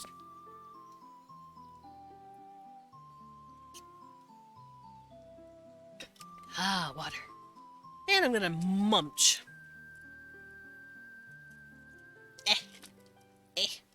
Give. Oh my god, I found a geode. You know how I have lemon heads? I found 2 of them fused together. That is gnarly. Alright. How? Let's see if I can't break it in half. Oh, nope, I can't. Oh well. Crunch.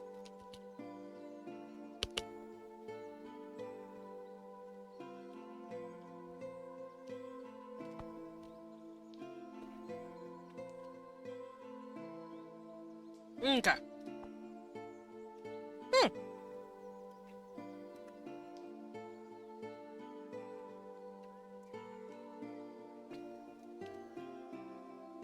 Describe their color and their markings. So I've already gone over one example of that with my underlings. They have the white, very pale, whitish, grayish skin tone. They have black markings all over their face and body, and that's a vestigial part of their evolution. So describe why they have their color, why they have their markings. Are they an avian race? Are they really fluffy, feathery, pretty rainbow colors because of this? Because of their feathers? Go wild. Life stages! Alright. I realize I should probably do this.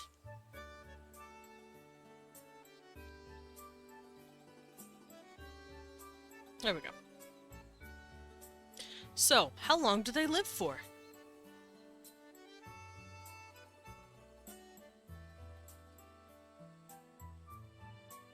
What is their lifespan?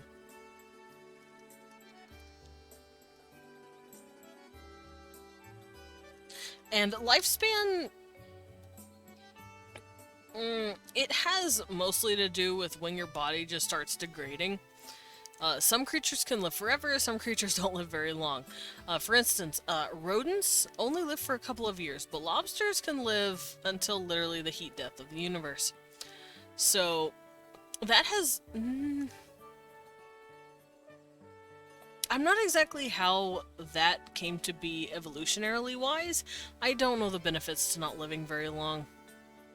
But I do know what happens if you don't live for very long. You have lots of babies to make sure you propagate. So keep that in mind. Usually the longer they live, the less offspring they will have. And the shorter they live, the more offspring they'll have. Because, you know, they go off pretty quickly. Describe life stages. Ooh, life stages. So life stages can come in a whole variety of things. Do they get birth to live? Are they live birthed? And then they just slowly grow up, they go through puberty, and then they mature into a lovely adult like most mammals? Or do they come from an egg first, a la fish, frog, and snake? Is that one of their life stages? Are they sitting in an egg for a while before they pop out and they're a little tadpole? Are they like frogs or amphibians where they have a very strange life stage? Whenever they're babies, they look nothing like their adults. At least for mammals, they can look very similar to their adult versions. But if they are, let's say, like I said, an amphibian, sometimes they don't even have legs starting out. And then by the time they're grown up, they have legs. Tadpoles. Tadpoles suck their tail in and grow legs. It's real interesting. Or do they go through a metamorphosis, a la insects? Do they start off as larvae, and then they pupate, and then they pop? They're a fully formed adult when they pop out. What significant changes do they go through? Yes. And how long is their childhood? So, what kind of childhood do they get? Huh. Reproduction. How do they reproduce? We were talking about genitalia earlier. But how do they reproduce? You can look at the way different creatures reproduce, which is, stereotypically, mammals reproduce via, one and the other, male and a female, bumping uglies, and then boom, baby born. Depending on how baby is born from egg, baby is born live. Some species, do it asexually, where they just kind of split pieces of themselves off. Some do it with the same sex. That sounds weird, I know, but hear me out. There are lizards out there that have no males. It's only females, and they don't go off and find males. Whiptail lizards, they just have baby. They just lay eggs, which is essentially clones of themselves. And fun fact, they become more likely to have egg laying if they do copulation with another whiptail lizard female. It's really interesting. Lesbians. And then you have things where snails reproduce and they're hermaphroditic. They both go together. Like, they both kind of they both just kind of slide in. Anyway, how many offspring do they typically have? So offspring, which is, once again, we've covered that like a second ago. If they live shorter lives, or they have a lot more predators, they're going to have a lot more offspring. So if we're talking in terms of animals, they're gonna be able to pop out like 20 motherfuckers easy. And some of them even have hundreds of offspring, like turtles. Some turtles can like lay like 100 eggs. Also bees, ants, termites. They lay hundreds, if not thousands, of eggs. Termites lay an awful lot amount of eggs, but it's all in their hive, because a hive is made up of one queen.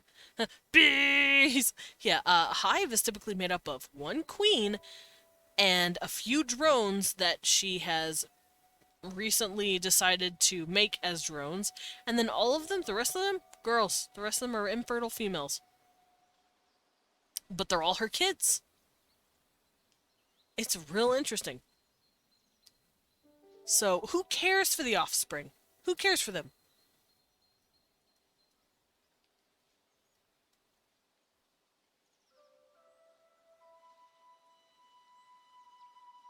So, once again, looking at mammals, typically, it's the parents that watch the children. But it can be a bit different. It could be more of a communal raising. But once again, in like bees, I think I'm getting sick. Oh no. Oh no, I hope not. That would suck. Anyway, but if we look at bees, the queen ain't got time to take care of all those babies. She's not gonna worry about it, but the others will. The workers will make sure that the bees are good. They will take care of the baby bees. They feed them, they nurture them, and then they let them crawl out. So, they're also, I think they're called nursing bees. So, senses! How do they see? How do they hear? How do they taste? So, sight. Can they see?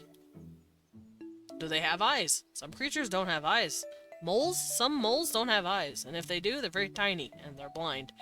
There are creatures that are evolving in cave systems, once again, like the underlings.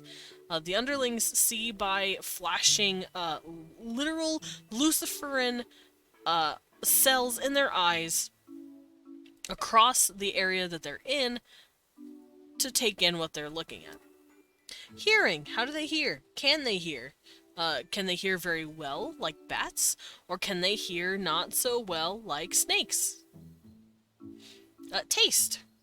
Can they taste? What can they taste? Remember, some animals can taste different things than us. I think it's, cats. Cats can't taste sweet flavors. So, what can their taste buds render? If at all. Smell. Can they smell? Do they have a nose for smelling? And then touch. How do they... Can they feel touch the way we do? Like, think of a tree. Trees can feel touch, but not the way we do.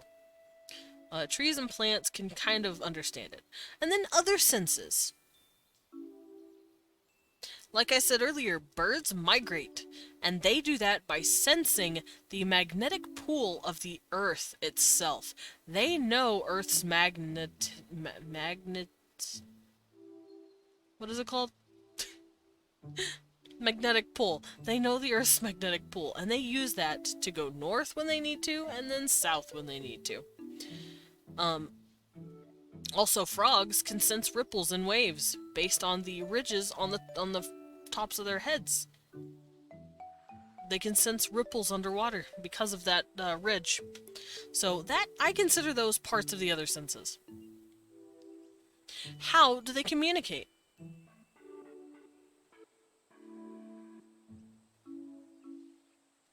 And we just got into something called communication. So how do they communicate? Do they talk to each other like we do, like I'm doing now with you? Do they use pheromones like ants or bees? Do they rub their little butts on a spot and go, hey, follow me? Well, no, ants do it more than bees do. Bees do it by dancing. But, ants typically rub their little butt on it. It's called a, oh fuck, it's a gland that they use to mark scents. And then, is it a race of octopi that use a type of sign language with their tentacles? Do they talk telepathically? Have they never learned how to communicate verbally because they don't need to? That's up to you to figure out. Alright. What are their groups like? Do they live alone? Here, I'm gonna do this. Alone or group? So what kind of community do they have? Do they chill solitarily? Do they not, vibe with others? Kind of like some cats or maybe some snakes where they just don't have a community. It's because they don't need it. Or are they very social? Do they need to be with each other?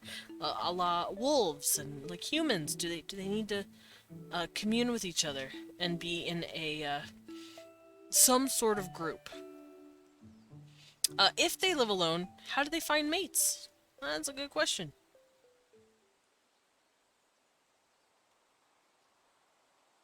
So, if alone, how do they find mates? Do they have a call? Like, insects. They have, like, these really interesting little, chittering and calls. Birds, too. Birds will have whistles and caws and cries to, let people know, hey, I'm down to fuck. And so they can pass on their genes.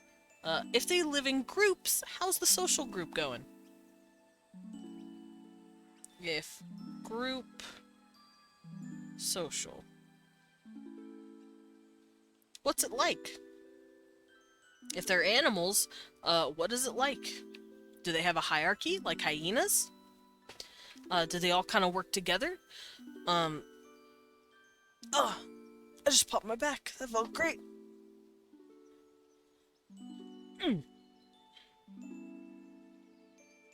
Also, does their social group have, like, a bunch of dynamics based on, the evolution? Like, lizards, for example.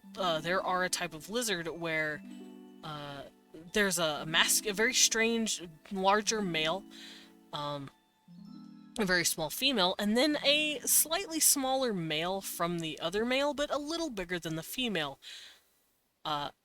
And typically the big Chad lizard is considered like the dude, the alpha lizard.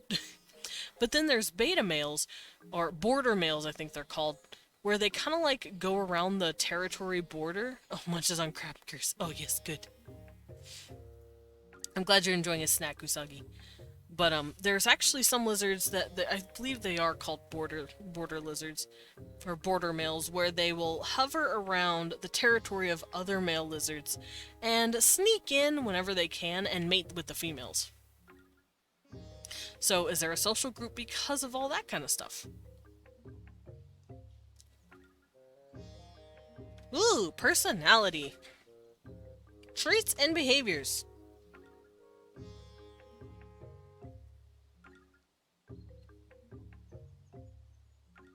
And this can work with animals or people. Like, think human. Traits and behaviors. We smile when we're happy. We giggle and laugh when we're happy. Doesn't matter where we're from, that's just innate human nature. We cry, and tears fall from our eyes when we're sad or feeling vulnerable. And evolutionarily, we can only guess as to why we do those things. And with animals, cats, for instance. Cats will flick their ears and flick their tail to show how they're feeling. They don't make noises. They don't meow at each other, weirdly enough. Meowing is a kitten thing. So, fun fact, if your cat meows at you, even if they're a grown-up, it means they're talking to you in baby speak. They're saying, "Hello, human."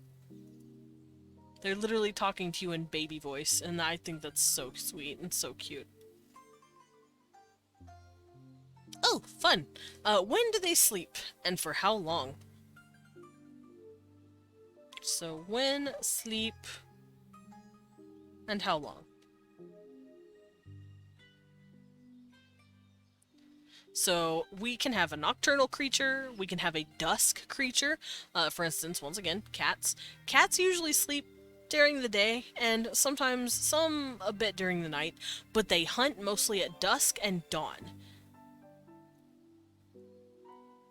So, that's a fun little thing.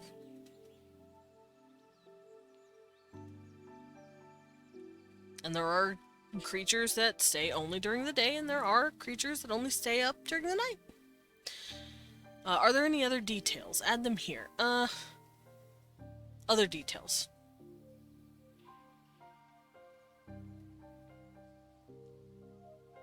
Now, so far, it hasn't covered everything that I have on my my own sheet, but we'll see. We'll see how we get there. So, designing a magic system. Woo, worksheet for the magic system. I actually might pause here since we are getting up in time. We're almost to 2. We're not quite to 2 yet, so I will just vibe for a bit and we can go over my own sheet. But I think the magic system is a good place to stop. So let's do that. And we're gonna hop over to my culture template, my species template, and I want to see how this lines up. So, right here. Fictional being. I want to look at that. So the way my sheet works is that I wrote, physical proportions is the first thing you want to worry about. Which is, mine, okay, I've realized why I've labeled mine the way I have. Mine lines up with images and pictures in mind. Because right here, for physical proportions, I have appearance, body refs, and head refs that you can post as images. And then facial features, like eyes, nose, mouth, teeth, tongue, ears, anything on the face, and then pictures for it on the side. Mine is also based with sentience in mind. I'm not typically creating creatures right away.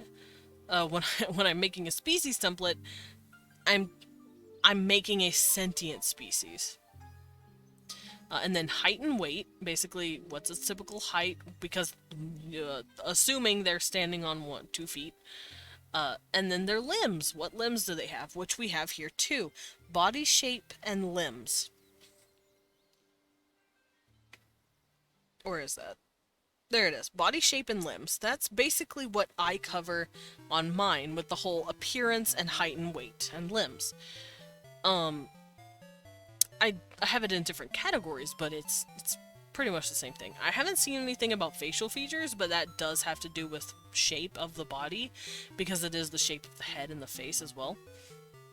I've just, I've made it a lot more, or I guess I've made it a lot less vague. And then I have body features, which, once again, body shape has to do with hands, feet, and and the peepees. Body, hands, feet, and genitalia. And then I have other features, like, it says unique features, image, and description. Basically, sorry.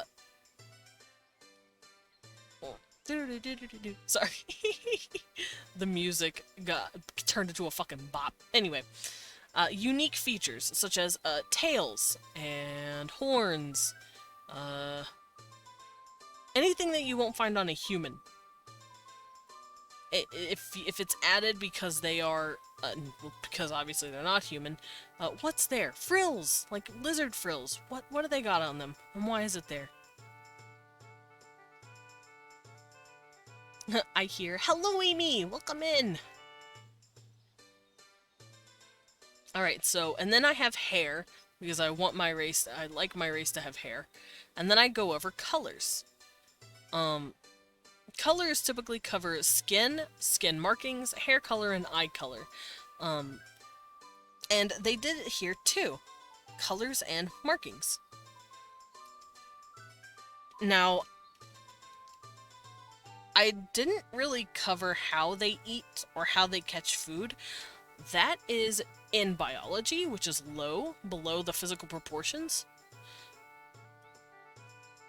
There's a big girl. Yeah, he me big. She my lamp. Help. But for biology, I cover stuff like a terrestrial comparison. Senses, which is exactly what they did here. I cover senses as well. I covered breathing too, though, in that. Because here they cover respiration differently. Which is down here. Respiration. What do they use? Lungs, gills, skin, tubes, other. I might do that as well. I might separate breathing from senses, just because it helps. It helps a little bit more. And then I have locomotion, which is what we were talking about. I wrote that down over here.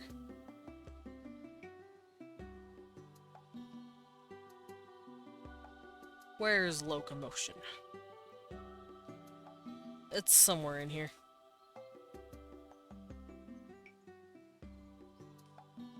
But basically, locomotion is, how do they walk? Oh, here it is. I'm stupid. Locomotion is, how do they move? How do they walk? Your father got married and Cult of the Lamb. Nice.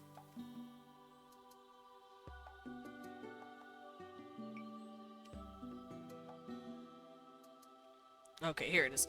But yes, you can use locomotion to explain how do they move. And you can just fill it up with anything. Like, they move this way when they're on land. They move this way when they're flying. They move this way when they're swimming. Think duck, for instance. Ducks kind of float on the water and use their little butt to kind of, like, float around. And I'm sure they do some sort of maneuveral kicking, I guess. But yeah, ducks float around. But when they're flying, they use their wings. When walking, they use their little flippies.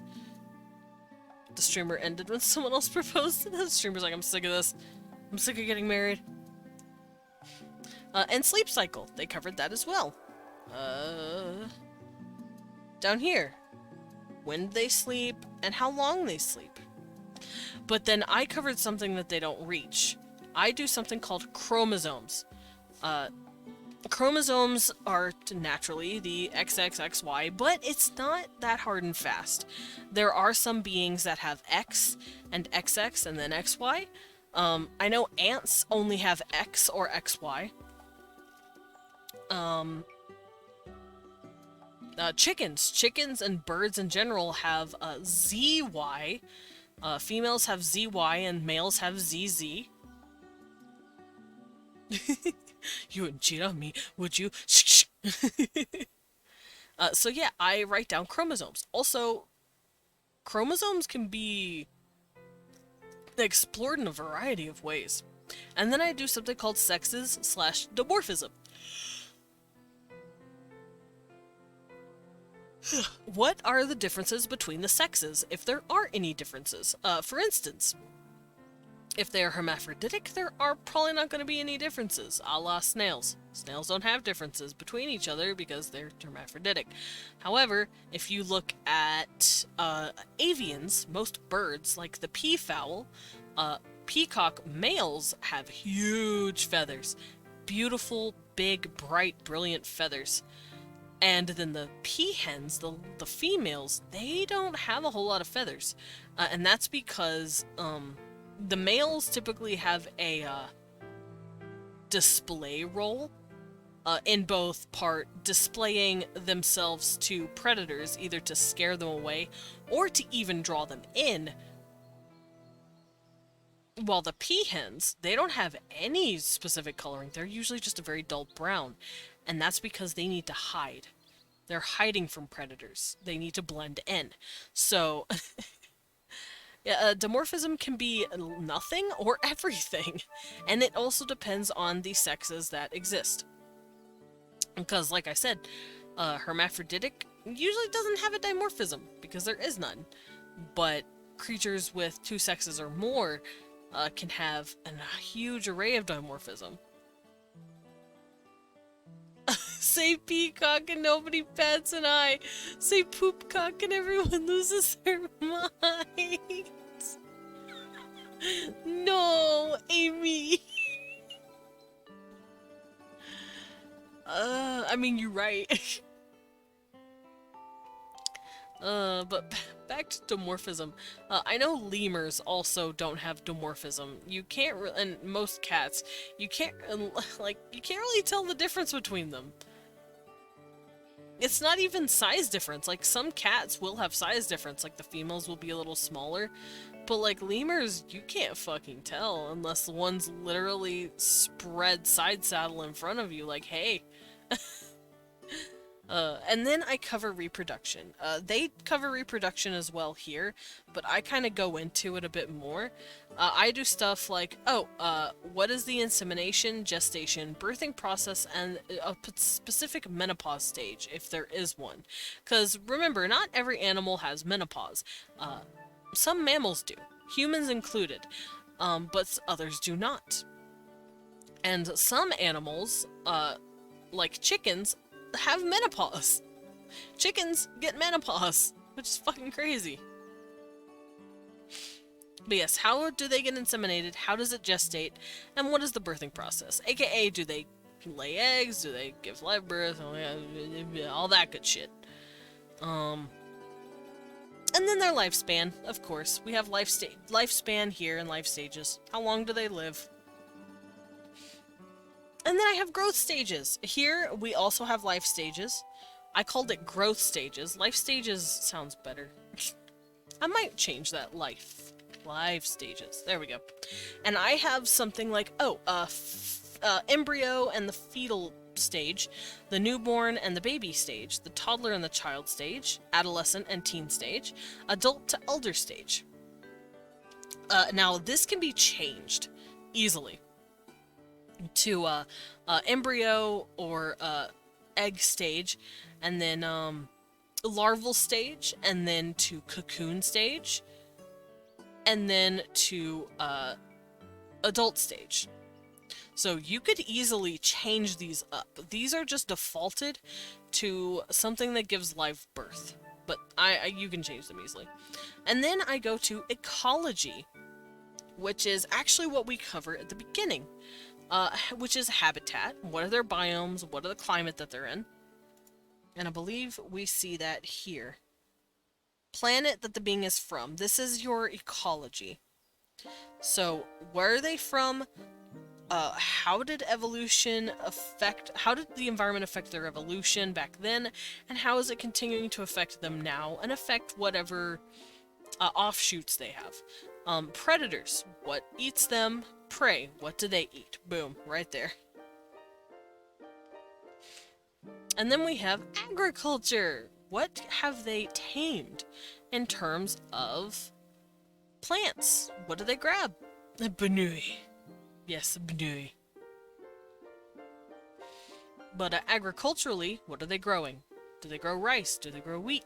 Do they grow mushrooms? Do they cultivate some sort of fungus? Some sort of mycelium? And materials. What kind of materials do they get? Down here, I believe it's sort of like that. No, it is not. I lied. But yeah, what sort of materials do they have available to them? And then I have husbandry. What kind of animals have they tamed? Is there magic weed? Nar. Not the magic weed. Well, every weed's magical if you if you take the right one. Anyway, but yes, animal husbandry. What animals do they have? And what are they raising? Like, we have domesticated cows, goats,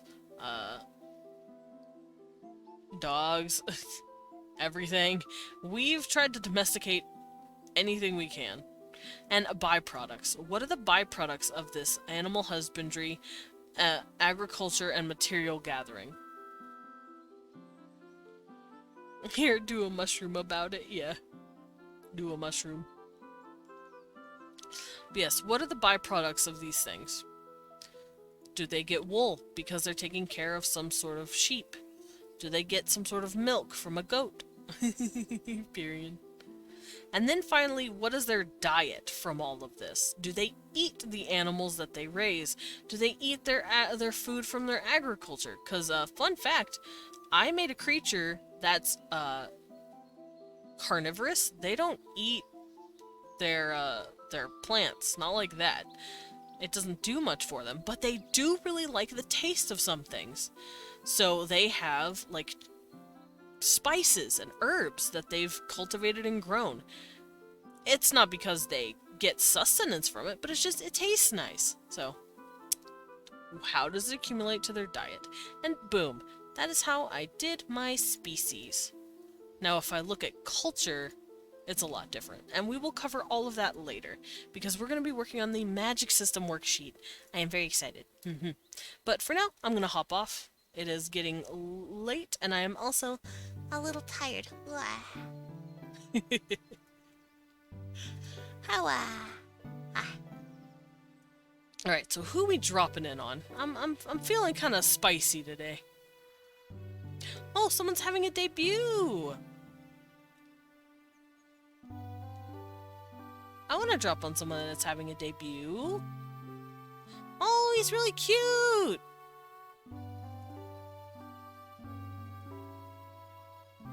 I'm gonna go stalk this guy.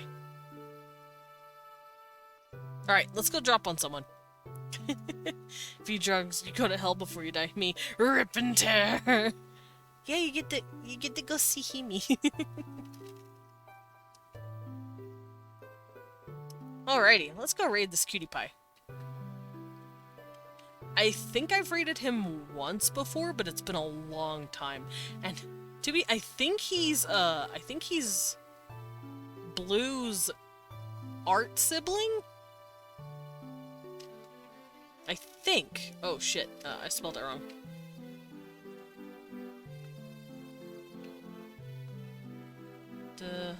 God damn, I can't type. Ish.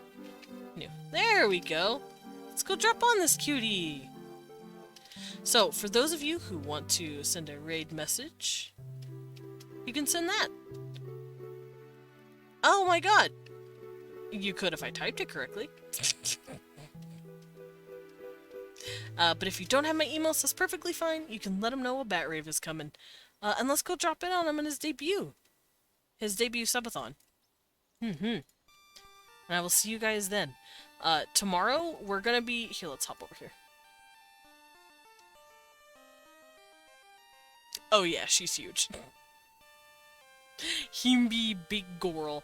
So I'm gonna clear my props, and I'm also going to go back to being a boy. I want to be a boy. Hello, it's me. A boy. I missed most of the stream. No, it's okay, Amy.